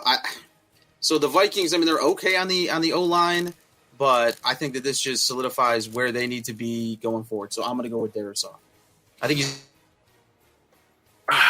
This is so interesting when I think about this one because you have to figure out they don't have really the quarterback of the future on their team. I mean, yes, they have Kirk Cousins, but how much longer does he really have? This would be a nice spot for Justin Fields, wouldn't it? It'd be very fascinating to draft him with Minnesota. It's too tempting. I'm going to go with Justin Fields going to the Vikings, sitting a year behind Kirk Cousins, and they're going to fire. They're going to get a whole new coaching staff coming in there anyway. They'll integrate that offense whoever they go to next. Very nice, Josh. I like that. I like it. All right, number 15, the New England Patriots. Speaking about a team that could use a quarterback. Mm-hmm. Jeff, I will give you the scenario you've wanted since about 2 months ago. I will give them Trey Lance. I will Trey Lance to the Patriots, and they didn't even have to trade up. Huh. I got to give him Kellen Mond. Oh no, I'm actually looking at the positions right now. You know what? I'm going to go with this. At number 15, the New England Patriots select Asante Samuel Jr. Ooh. Whoa. At number 15. I think they're going to look for somebody to replace somebody like Gilmore. We know Asante Samuel played there. I think and who drafted him? Bill Belichick. Why not draft his son? I'm going with Asante Samuel Jr. at number 15. Yeah, so I believe the hype. I think they are working a deal for Jimmy G. Yeah, that's why I picked that. I've said Trey Lance now for how long, Errol? A long time, and that's why I didn't pick Trey Lance. I was very giddy on picking Trey Lance there, but now you said Jimmy Garoppolo, so I'm going to go off target. I don't think they're going to keep Gilmore. I think they're going to move Gilmore, and I think they're going to draft a corner, and I think they're going to go with Asante Samuel Jr. I say they're beefing up again, baby, on defense. Zaven Collins to the Patriots. I mean, we're talking about a dude going to dry hump Zach Wilson up and down the field day and night. Day and night, bro. It's going to be ridiculous because the other thing I believe will happen, unfortunately, I think they're going to cut Dante Hightower, so this would be his replacement. Interesting. Go ahead, Carl. All right, so I'm going with Justin Fields here. I mean, clearly Cam Newton isn't the answer. And he's not going to be, didn't Josh McDaniels, didn't he go to the both pro days or is that not, I don't know. I was looking at ESPN earlier today or something like that. And I heard, maybe Josh had the rumor that he fell in love with Justin Fields, but I'm going to say Justin Fields. I got a lot of rumors, Carl. Come on now. He does have a lot of rumors. So for me, it's interesting because, you did just lose Joe Thuney, right, to free agency. It goes to the Kansas City Chiefs. So how do you replace that? How are you going to help Jimmy Garoppolo? Well, you got to help the interior line. And this one is where I go with Elijah Vera Tucker at the guard position. He's a guy that I think he's kind of a fill and plug in kind of guy. He could fit in right away with the New England Patriots offensive line. He could fit in for replacing Thudy's production, learn on the job. So I'm going to go with Vera Tucker on this one. All right, number 16, the Arizona Cardinals. So even though I think that Elijah Vera Tucker is the better overall prospect, I think in terms of the raw tackle, I think Darrisaw is still a better player. So I'm going to give him Darrisaw because I don't think they need as much on the inside. Justin Pugh's been a pretty good guard since he moved from tackle and was terrible with the Giants. They just got Rodney Hudson. So I'm going to give him more of a true tackle. I will draft Christian Darrisaw to the Arizona Cardinals. I'm just skimming right here. I'm trying to find my guy. I can't find him. Oh. Just pick somebody. I know. I'm sorry. I'm going to say they're going with the corner. The Cardinals draft. What are you laughing over there? What are you looking? It's like this bum rush. We're bum rushing the crap out of this thing. You still have both Farley and Newsome on your board. I'm going to go with Newsome. Newsome goes to the Arizona Cardinals. They need somebody to replace Peterson. I'm going to go with Newsome at number 16. That's what I'm just going to take. Go ahead. Yeah, I have the same. I got Newsome to the Cardinals. I mean, their best cornerback right now is Malcolm Butler. Let me repeat that. Their best cornerback 5 years ago worked the drive-thru at Popeyes.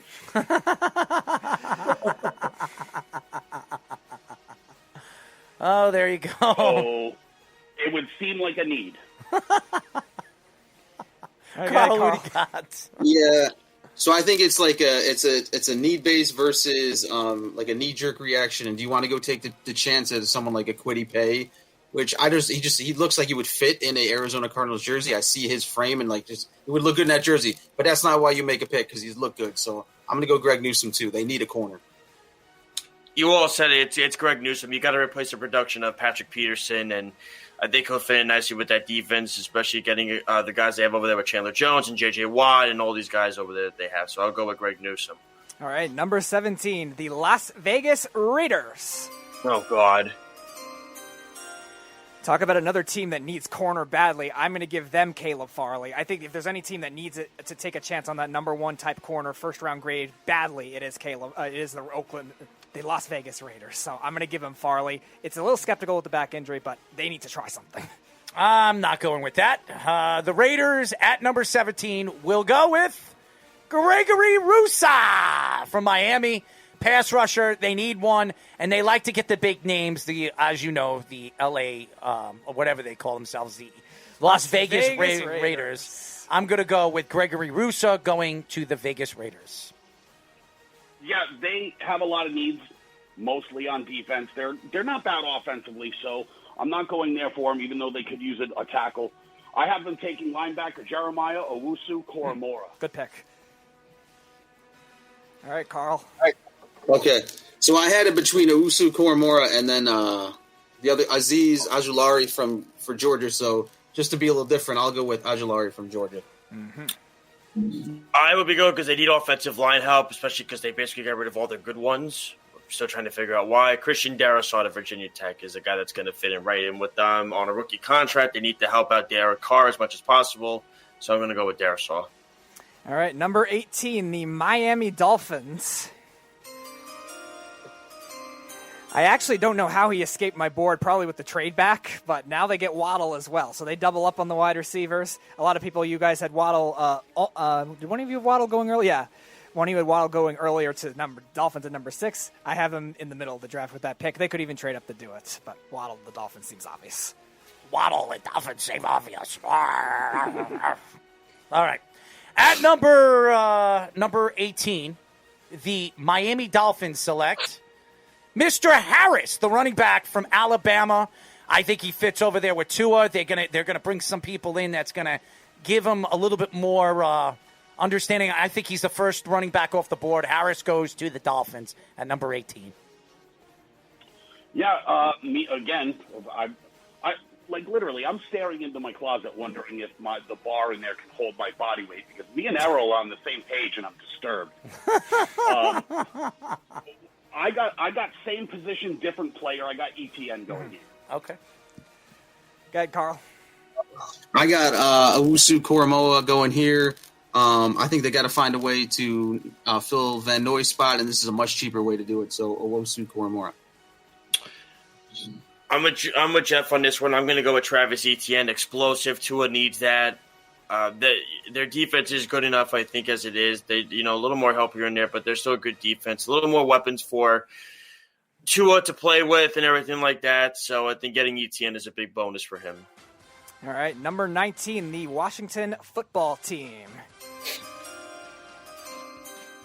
Well, whoever's going to play quarterback, they need more weapons. Terry McLaurin is nice, but that's really all they have. Antonio Gibson, a gadget player. So I'm going to give him Rashad Bateman. I think Rashad Bateman is a guy that could definitely develop into a nice player. I know people question where he fits as an outsider, a slot guy, but he was very productive in 2019, especially with Minnesota, and even at the end of the season in 2020. So I'll give Washington Rashad Bateman. At number 19, the Washington football team select Trey Lance. At number 19, he falls to the Washington football team. They need a quarterback. They need a future quarterback. He sits behind Mr. Journeyman himself. So I'm going with Trey Lance, going to number 19 to the Washington football team.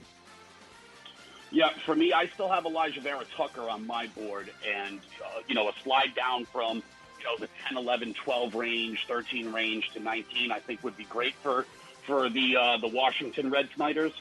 And so I'll give them Vera Tucker. I got to agree with Errol on this one. I got to go with Trey Lance. He was on my board here, obviously, still. So I like Trey Lance. Look, I think he's like the second coming of Mitchell Trubisky. What is it, like the same exact number starts, 17, but they need someone, so I think they go with him. So Ryan Fitzpatrick is the quarterback there right now. We'll see how long it's either going to be Fitzmagic, of course, or Fitztragic. Likely more Fitztragic, especially at the end of the year. Doesn't really have much of an arm. When he thinks he has an arm, he misses his target. So for me, I'm going to go with a slot guy. I'm going to go with Elijah Moore out of Ole Miss, who is arguably the best slot guy. You can make the case in this draft. I mean, catching in 73% of his catches last year is incredible, and then playing in a tough conference in the SEC. So I'm going to go with Elijah Moore out of Ole Miss for the Washington football team. All right, Carl, your team, the Chicago Bears, on the clock. He's shaking his head no already. Yes, hopefully our drafts are not as dumb as Ryan Pace's have been, but I'm going to give them who Josh just said. I'm going to give them Elijah Moore. They could use some receiving depth with the iffiness of Allen Robinson. They might lose him with a trade rumor, possibly. I like the way Darnell Mooney played last year, but he's very small. I don't trust him as a long-term option, so I'm going to go with Elijah Moore. At number 20, the Chicago Bears select Caleb Farley from Virginia Tech. I think they need a corner. They need to solidify that corner position. I think he's the perfect guy. I'm going with Caleb Farley. It's a pretty solid pick. I still have two quarterbacks on my board, and because Chicago, I mean, their entire team belongs in a dumpster behind the Planned Parenthood. So for me, I got them taking Justin Fields here. Jesus Christ. All right, call it your team. Hey, I would jump for joy if Justin Fields was here. That's why we didn't do picks, right? That's why no trades, so I picked him to go to Washington. I got to go Elijah Vera Tucker. I want a bigger splash in this, but they need offensive line help. Well, like we just said, they're a dumpster fire on offense, so they need that help on the line. They can't run. No. The reference wasn't a dumpster fire. Find out what Google Planned Parenthood, and then you'll get the reference. I'm with Darryl on this one. I think it's going to be Caleb Farley, the cornerback out of Virginia Tech. He's obviously a top 15 worthy prospect, but of course the back injuries have hindered his kind of his space in regards to the draft rankings. The other thing too is you got to replace. I know we brought it up earlier. They got to replace Kyle Fuller's production over at the corner spot. Caleb Farley's a guy that, if healthy, can do this. The key question is if. All right, number 21, the Indianapolis Colts. A team that does not need much, but one thing they could use is an edge rusher to help out that defense. So my first edge rusher will go off the board. I mentioned it. Carl, you picked him already. Ojulari has been my favorite guy. I know he had the knee injury, but I think the Colts can let it wait out some time because they have a great defensive coordinator and a great coaching staff to help out that defense. I'll go Ojulari to Indianapolis. At number, what is it? 21. 21. The Colts select Jeremiah Azua Kamara, whatever his last name is. Okay, the best. From Notre Dame, the linebacker. He's off my board. I think he's the best player available. That's where he goes. He goes to the Colts.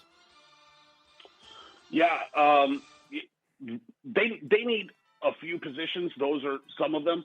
I actually have them taking Anthony Costanzo's replacement. I'm going to give them Christian Darrisaw, Virginia Tech.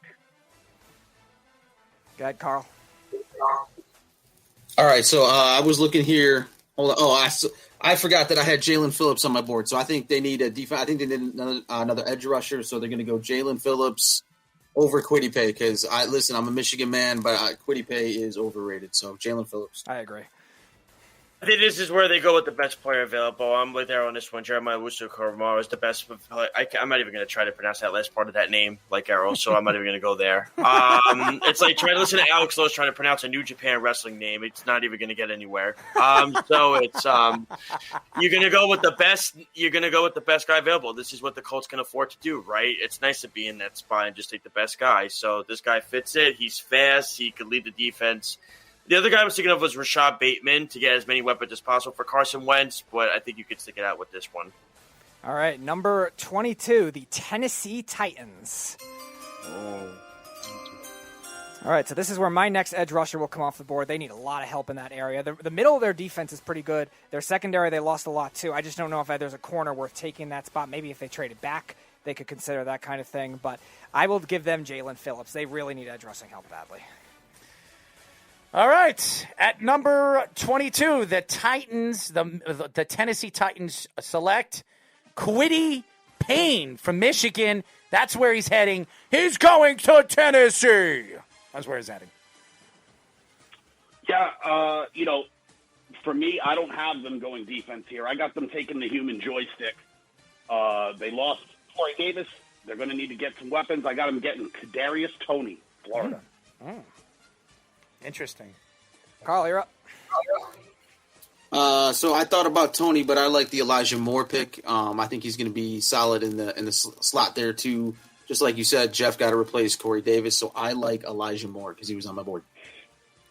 Got to replace Corey Davis. That seems to be the theme. And Rashad Bateman is still on my board. The Colts did not take him, so the Colts will be taking Rashad Bateman. That's going to help them going forward. Ryan Tannehill needs anything and everything possible, especially if Derrick Henry isn't going anywhere in some games. So that's why you go with Rashad Bateman. All right, number 23, Errol and Josh's New York Jets. Which one of you guys gets on the other's shoulders and does the JETS? Not me. Let's Neither. Go. Let's go. I think Errol would crush Josh if he got on his shoulders. It's the stupidest thing. All right, nevertheless, I'm going to get hard hat. Oh, brother, it's God. What a quitter he freaking is. But anyway. Nevertheless, I'm going to give him Elijah Vera Tucker, a good value pick in this spot. The Jets could use some offensive line help, like you guys have always been saying. You can move different interior guys to center and guard and vice versa. So I'll give him Elijah Vera Tucker, and he could even play tackle too. At number 23, the New York Football Jets draft running back from Clemson, Travis Etienne. There you go. I think Etienne is going to fall to them, and I think they're not going to pass up on him. I think they need a star running back, and to solidify and help Zach Wilson out, they're going to go with Etienne. Yeah, for me, I mean, this is like historically the league's worst team they've ever had. I mean, this team should be banished to the Canadian Football League. They're so bad, they're imitating Canadian Football League uniforms. Just now. pick your guy, you dumbass. They're terrible. So I'm going to give them a guy that I think is really injury-prone. He's had some back issues. Thank you. They need cornerbacks, so this is a perfect opportunity to ruin Caleb Farley's career. He's not wrong. Go ahead, Carl. Carl, unmute. We need to. We unmute you. All right, guys. I see the Jets taking Najee Harris because he was on my board. I like the Etienne pick also if he was there, but I like Najee Harris. I was thinking between him and Bateman, but I think they'll go with Harris. Oh, man. For me, it's between two guys. It's Tevin Jenkins and Zaylen Collins. Because Zaylen Collins, to me, is an explosive guy that Robert Saleh would just... Zaylen Collins won't be there. Pick somebody else. Well, you want to think so, huh? But he's still on my board. He's still on my board, too. You two are just trolling Jeff, apparently. He's still on You my guys board. are bums. Don't ruin this guy's He will career. become a bust if he goes to the Jets. Shut up. I'm gonna go with Tevin Jenkins. Look, I've heard the love affair. Keep your bad Jets mojo off of Zabin Collins. The moment you know what? Forget it. Give me Zev. Jeff already hates me enough. You might as well put him on the Jets at this point. So just give me Zevin Collins. Love the troll pick. Love the troll pick. At number 24, the career Pitts. just ended. Blink of an eye, Jeff. That's how it works, baby. All right, at number 24, the Pittsburgh Steelers. All right, so Josh picked him earlier, and I think the Steelers need a lot of secondary help. I will give them Morig in this spot. They definitely need a lot with the safety. Minka Fitzpatrick's their only good player right now, and it also gives them ability to move him around the corner if they need to, because he can play slot corner. He could do a lot of different things. At least have a comparable safety there, rather than what they've had over the years with all the old guys and all the like Austin Gayle was saying, a lot of the reaches they've had. So I'll take Morig in this spot for Pittsburgh. At number 24, the Pittsburgh Steelers select Tevin Jenkins from Oklahoma State. That's where he's headed. Wow, he's still on your board. Wow, yeah. I didn't realize that. Jeff. Sorry, where are we at? Steelers? 24, yeah. Yeah, I'm not forgiving Josh. Anyways, I didn't expect you to, so it's all good. Shut up, Josh. He's literally the Meg Griffin of what's going on right now. Horrible. I'm just going to send you heart emojis going forward whenever you message me in the comment section. That's all I'm doing. Yeah, shut up, Meg. For me, I got the Steelers taking Najee Harris here. They Big Ben's getting older and much, much fatter. Every year he gets a new chin, and so they need to get him some more help. And so I got him taking Najee Harris. Carl. I got the Steelers taking Travis Etienne only because I had the Jets taking Harris's pick before. I think it's a little bit of a panic pick, but I think that's what they're going to go with. Travis I'm going Etienne. with the Steelers and Najee Harris. I think it fits perfectly. They need as many weapons as they possibly can for Roethlisberger.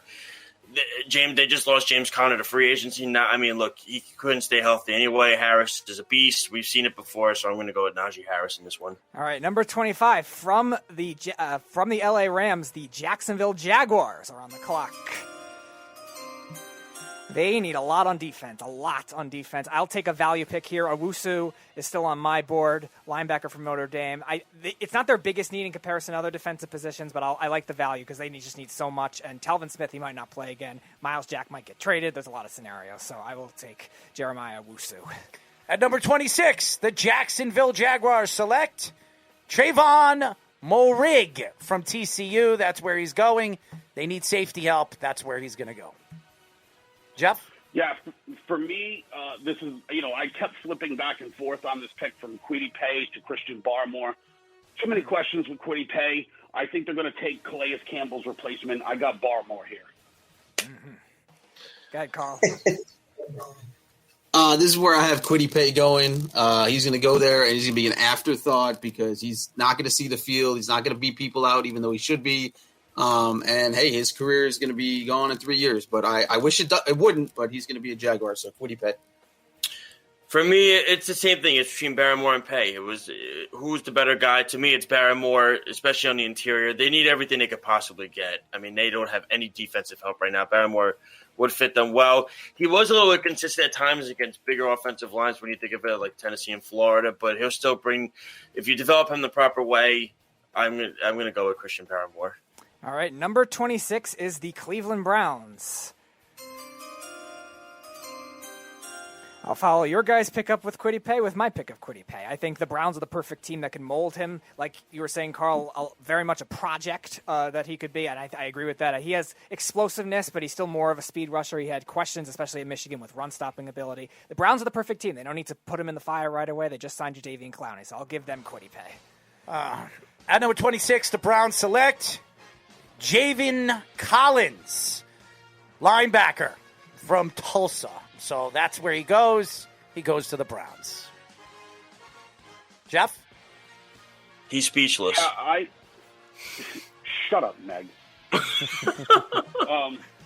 Yeah, I'm with Speedy on this one. I think this is the perfect spot for Quiddy Pay. He needs a little bit more development. There are some injury concerns.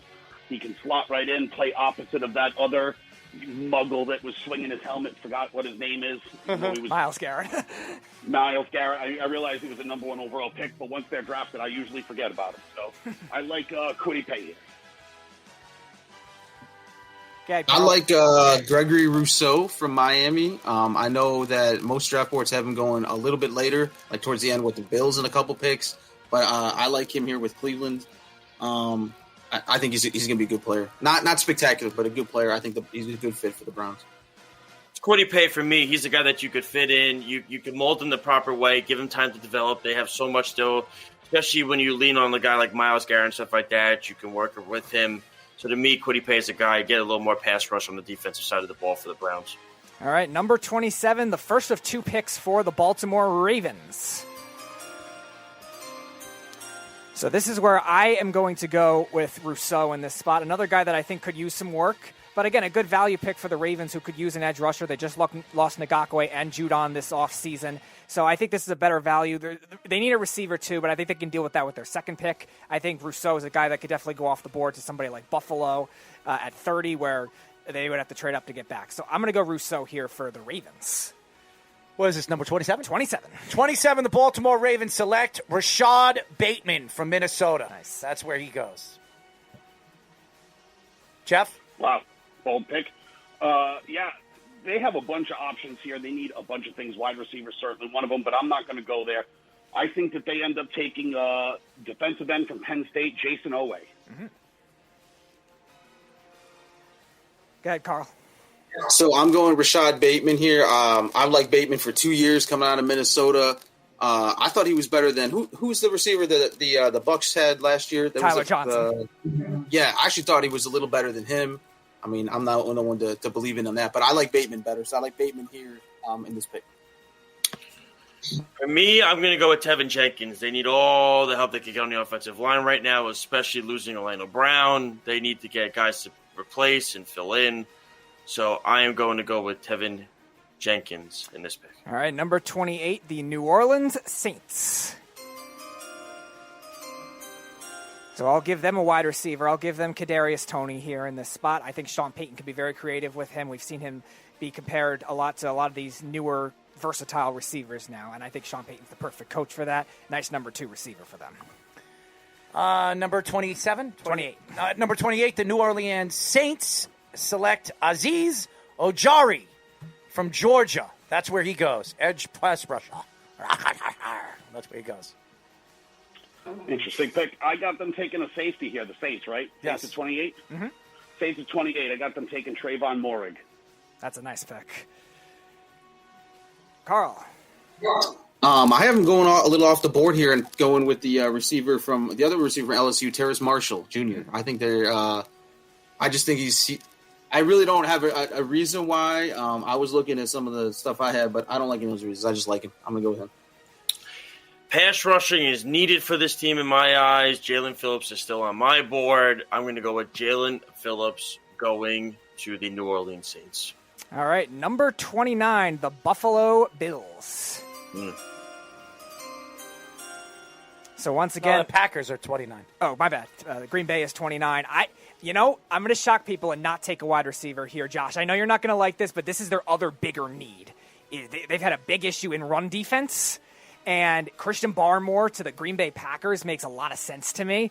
I know they need the receivers, but again... Christian Moore makes a lot of sense to me. Aaron Rodgers will have a mutiny if they don't draft a receiver. I think they'll get one in the second round. A union. They'll get one in the second round. They'll trade up. But I think if the value's there, Josh, I agree they're going to go there. I have a lot of receivers already off the board. Like if somebody like Elijah Moore or Tony falls there, but I have them both off my board. So I think this is a better value than reaching on somebody like Marshall, like Carl was saying, and like one of our guests was saying that has had injury issues. I think it's just great value in this spot. Rondale Moore is also good from Purdue. Rondale Moore is a really good receiver as well. Again, I think they can still get him in the second, though.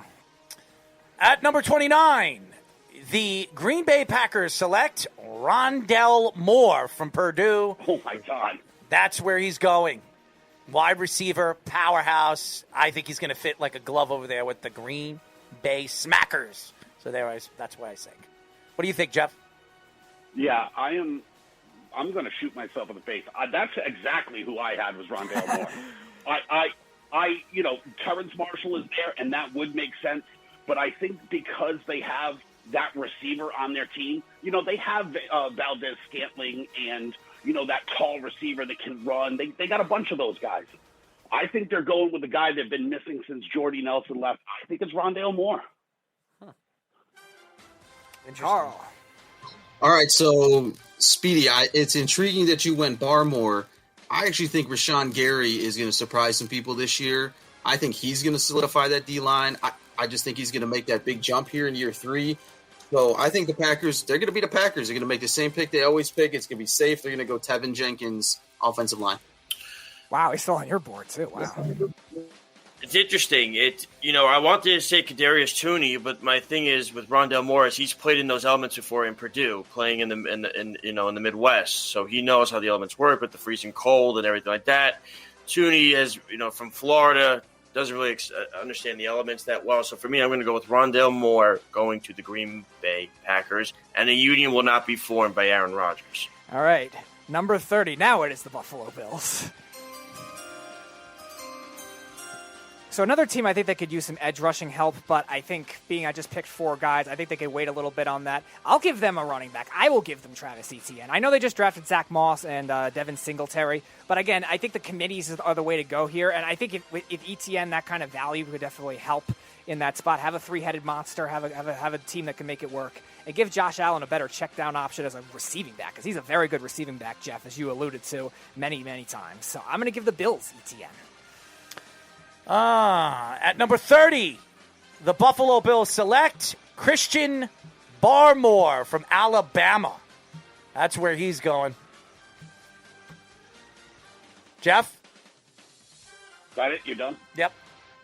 All right. The Bills are doing a bunch of things, really well. They don't need a ton. I have them taking linebacker from Kentucky, Jamin Davis.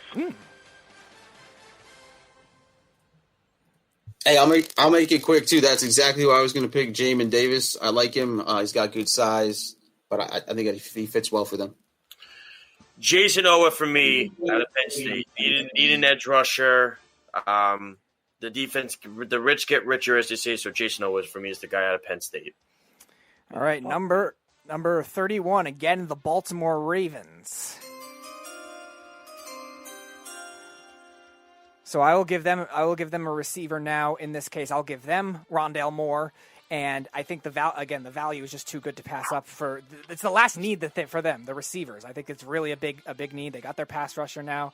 I know they could use the O-line help, but like Josh, you and I were saying on the phone, they usually find those guys later a lot of the time. They do a great job at drafting offensive line, whereas receivers, they really need to try something at this point. Yes, you do. Baltimore select Wyatt Davis from Ohio State. That's where I think he's going, Jeffrey.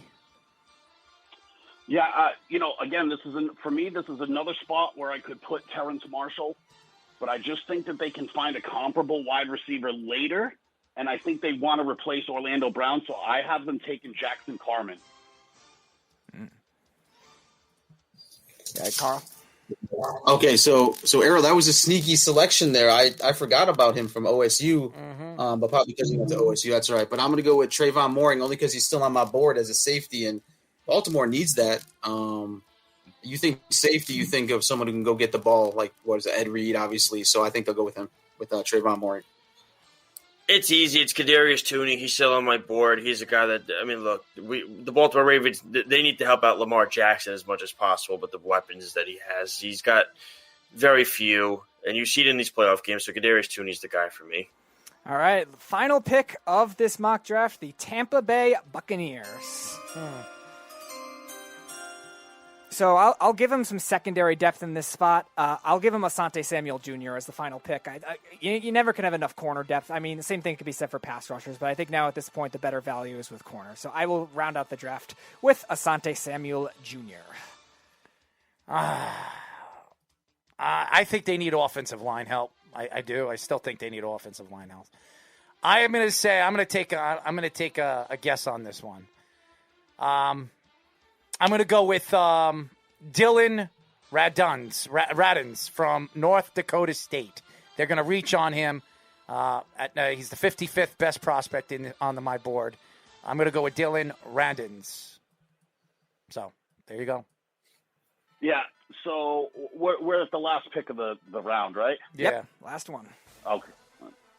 I mean, he's still on my board. Let's be honest. The Buccaneers need nothing.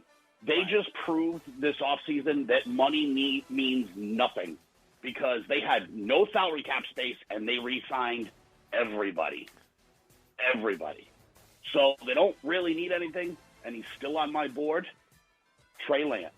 By the way, I want to correct that. I forgot about this guy. I'm going to go with Jalen Mayfield over here. All right. So I got Mayfield going to the Buccaneers. So there you go. Carl, your final pick. All right, so the Buccaneers are loaded everywhere. I mean, they even re-signed Antonio Brown again, so they took another flyer on him. So I don't see him taking a flyer on anyone else offensively. But just because Jeff has made us a believer, we all watched tape after he went nuts over this guy, and he's still on my board. So for Jeff, I'm taking Zaven Collins to the Bucs. Ooh. Keep your bad juju off of Zaven Collins. He's a Patriot. Give me another beast on that offensive line. Give me Alex Leatherwood out of Alabama and put him on that line. Put him right there next to Tristan Wirfs. I think he goes to the Jets in the second round. That's what I think. You could think that, but listen to this. If they put him next to Tristan Wirfs, I'll tell you what, Tom Brady is going to be a very happy man, and he's going to buy an entire buffet for those two. Jalen Mayfield. Just remember that. Alex Leatherwood will be my last pick for the Buccaneers. And I need points, goddammit. I got the fucking over on this game, and both teams stopped scoring. Jesus Christ. Josh gave you bad luck. Luck. Dude, it's unbelievable. The over-under is 120 on this game, and both teams are barely at 100 with a minute to go. Like, dude, it's the Suns and Clippers. When was the last time either team played defense? Well, the Clippers do. I don't know about the Suns. Yeah. Dude, the Clippers just gave up 130 the other day. Yeah, who did they play? Who did they play? Golden the State. Blazers. No, the Blazers. And Golden State, they were giving up points. Yeah. I need overtime to get to the over here, man. Come on. We're down 9. Let's go. All right, there's 2. Hey, did you guys see Bryce Harper got plugged in the face tonight? I played it in a parlay, so I still need the Suns to win, but now I'm rooting for overtime so I can get the over on this game. Dude, you want to talk about shit that's generous. I am there. Yeah, he got hit in the face. And then the next guy up got hit in the ribs. They threw Joe Girardi out of the game because he's arguing, like, why you keep hitting my guys? Well, I don't even know who the pitcher was. I'm sure Bryce Harper will be fine. He has an ugly face anyways. He did get hit. 97-mile-per-hour fastball in the face, and he's going to be fine. I was like, rub some dirt on it. You'll be fine. He'll be fine. It was like right here in between the nose and the eye. It's interesting you just said Bryce Harper has an ugly face. Because I was talking about this with a friend the other day. We were trying to make a list of the top 10 most punchable faces in sports. I'm surprised you didn't put me there. No. Players are all time. I mean, you're not in sports, so I mean that just is what it is. Yeah, unfortunately. Jeff, are the top 10 all Cowboys? No. Like we had Joe West in there. Like tell me you don't want to slug that dude, right? Like Angel Hernandez. Angel Hernandez is such a scumbag. Right. Bryce Harper made the list. We had Bryce Harper on the list. You know. Sam Darnold made the list just because nobody likes people with red hair. Hey, let's go in the back. Jay Cutler. Dude, Jay Cutler was on our list for sure. You know, we had Sidney Crosby on the list because he just whines and cries like a bitch. Carl, in Jay Cutler's defense, he's probably the best quarterback the Bears have had, which isn't saying much. All right, Speedy, read everything Snug said. I mean, let's be honest. Carl can hate on Jay Cutler all he wants, but I think he's just jealous that he pulled a piece of trim like that girl Kristen from the Hills. I realize I got divorced and stuff, but I think that's Carl's major beef. Is he knows being an ugly dude from Chicago, he's got no chance with a girl like that. He's married. Yeah, I bet he married an ugly. No, his wife is beautiful. His wife's beautiful, you nasty bastard. You're such a bastard. I bet she looks like the bees with a wig. Yeah. Hey, he's wishing for an overtime in a parlay, and I'm going to go in the bedroom with her. So, yeah, man, keep working around that parlay. I'm just messing with you, Carl. Jesus. I know, man. I am too. I know. It's all good. It's all love. Still is ugly, though, right? Get Josh. He's got all the rumors. Maybe Josh got a rumor for this list. Listen, give me a couple hours, Carl. Yeah. You know, listen, I'll tell you this. With all the rumors. Give me a couple hours. Could happen. Josh, tell us about the shit. And you'll be the first. If it's a Chicago Bear rumor, you'll be the first one messaging me, Carl, and you know it. Hey, let's end the draft with all agreeing we punch Roger Goodell. Let's hear some Josh stories. Tell us about the chicks that your mom hates. Well, I actually didn't hear it. What did he say? Yeah, Jeff. Oh, man. You guys are too much. You guys are out of control. I'm not going to get overtime, and I'm going to miss this. Holy God. Dude, life hates me. This is just unbelievable. Fuck you, Chris Paul. Anyways, that's why he tries to bring me down. Carl, Jeff, thank you for joining us. We'll definitely get you on next time. It is my birthday now, by the way, everybody. So happy birthday! No one cares. Yeah, nobody does. Happy birthday, Errol. Thank you. No one. Welcome to the 39 Club. Spending your birthday alone. Nobody likes you. Shut up, you. Such an asshole. Eat my shorts, you little bastard. Eat my shorts. You just pulled out a 1989 Bart Simpson reference. That's right. That's right. Simpsons. If you're not a Simpson lover, you're not an anybody lover. Goodbye, Jeff. Thank you for joining us, bud. Cheers. I did want to thank you, though, Errol, for allowing me to watch the UFC the other night. That was fun. Thanks, man. I appreciate it. I'm happy I can oblige you, man. All right. Good luck tonight banging a fatty, Carl. No problem. It's better than smoking one, which you're going to be doing after you lose this parlay. But anyway, Errol, thanks, man. Mazel tov. Happy birthday, man. Thank you so much, man. Bye, Carl, Chi-Town, good friend, good fan, awesome.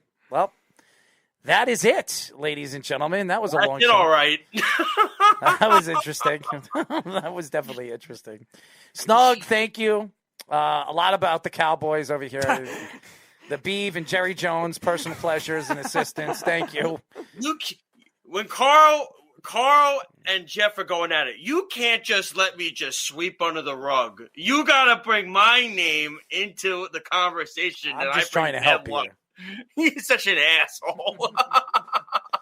I'm trying to make it a better show. What can I say? Why? You were the one who didn't sing. It was already better. You were the one who didn't sing, so. And by the way, and Carl knows this, if I had a room at the Chicago Bears, he'd be texting me about it. The Chicago Bears trade all the way up to number 5. Hey, listen. The Chicago Bears trade all the way up to number 3 with the 49ers. They traded their whole draft just to take Mac Jones from them. It came out tonight that the Eagles and Colts are talking trade for Zach Ertz. So this is going to be good. Let's bring in all the Eagles to the Colts. Let's just bring them all in. Bring the whole flock back. Well, Nick Foles will be the backup again. No, I think Carson Wentz will be just fine over there. Trust me. Yeah, but you have to see. His body says otherwise. Yeah, but you see, Errol, that's the thing, though. It's got to be the full duo. It's got to be Wentz and Foles. That's how they're going to win the Super Bowl. It's got to be them together. It can't be one or the other. We'll see. That might happen. All right, Carl, what will your reaction be? You're saying text me tomorrow. What will your reaction be if they trade all the way back up to 3 just to get Mac Jones from the 49ers? And it's just complete deja vu. And by the way, Carl says they will move up and blow it. Yeah. They will move up and blow Carl, I'm going for the most extreme scenario here. Interesting. Well, that was a great show. We had Jeff spitting out his craziness, and, he's nasty, man. He's so funny. He's so nasty. He can be. I don't think Carl cares what he says anyways. No. I don't think so. And there he is. Oh! Jeff taking more shots with an F-bomb. Anyways, that's it for our show, ladies and gentlemen. We will not be doing a show tonight for the draft. It is my birthday. I'm going out with my family. But absolutely enjoy that, man. Thank you. You deserve it. Thank you. I've been It's been a long year, and I'm now 39, and hopefully moving on. So it's all good fun. Where are you moving on to? Moving on, man. Just moving on. You sound like when you say you're moving on, you sound like you're moving on to the sunset, like you're gone, like you're dying or something. Like I'm moving on. Moving on up to the east side, you know. Anyways, anyways, what if you're gonna go to that? What if you're gonna go to that? I want to thank. You're watching too much Jeffersons. I want to thank Ian Eagle for joining us on Monday and doing what he did. Thank you to him. I'd like to thank New York Post college football reporter Zach Brazilla for joining us, and pro football focused content director Austin Gayle. I'd like to thank Jeff. I'd like to thank Carl for joining us. But I really appreciate it. I wish me luck, everybody, being 39 and moving forward. And like I said, we're very excited for the future of our network. We will talk to you next week. Remember, the Weekend Crunch airing every single Saturday this week, 7 p.m., right? Nope, Islander game against the Rangers. All right, so right after the Islander game at 10:30, go to, what do we call that? LI News Radio Network. LI News Radio 103.9 FM. 1.9 FM. No, but you can, if you don't live over here, you can go to iHeartRadio, LI News Radio, and you can listen to the show live. So there you go. That's it. Until next week, this is Errol Marks, Speedy Petey, and Joshua Silverberg saying good night, and we'll talk to you then. Good night, everybody. You're listening to the Worldwide Sports Radio Network.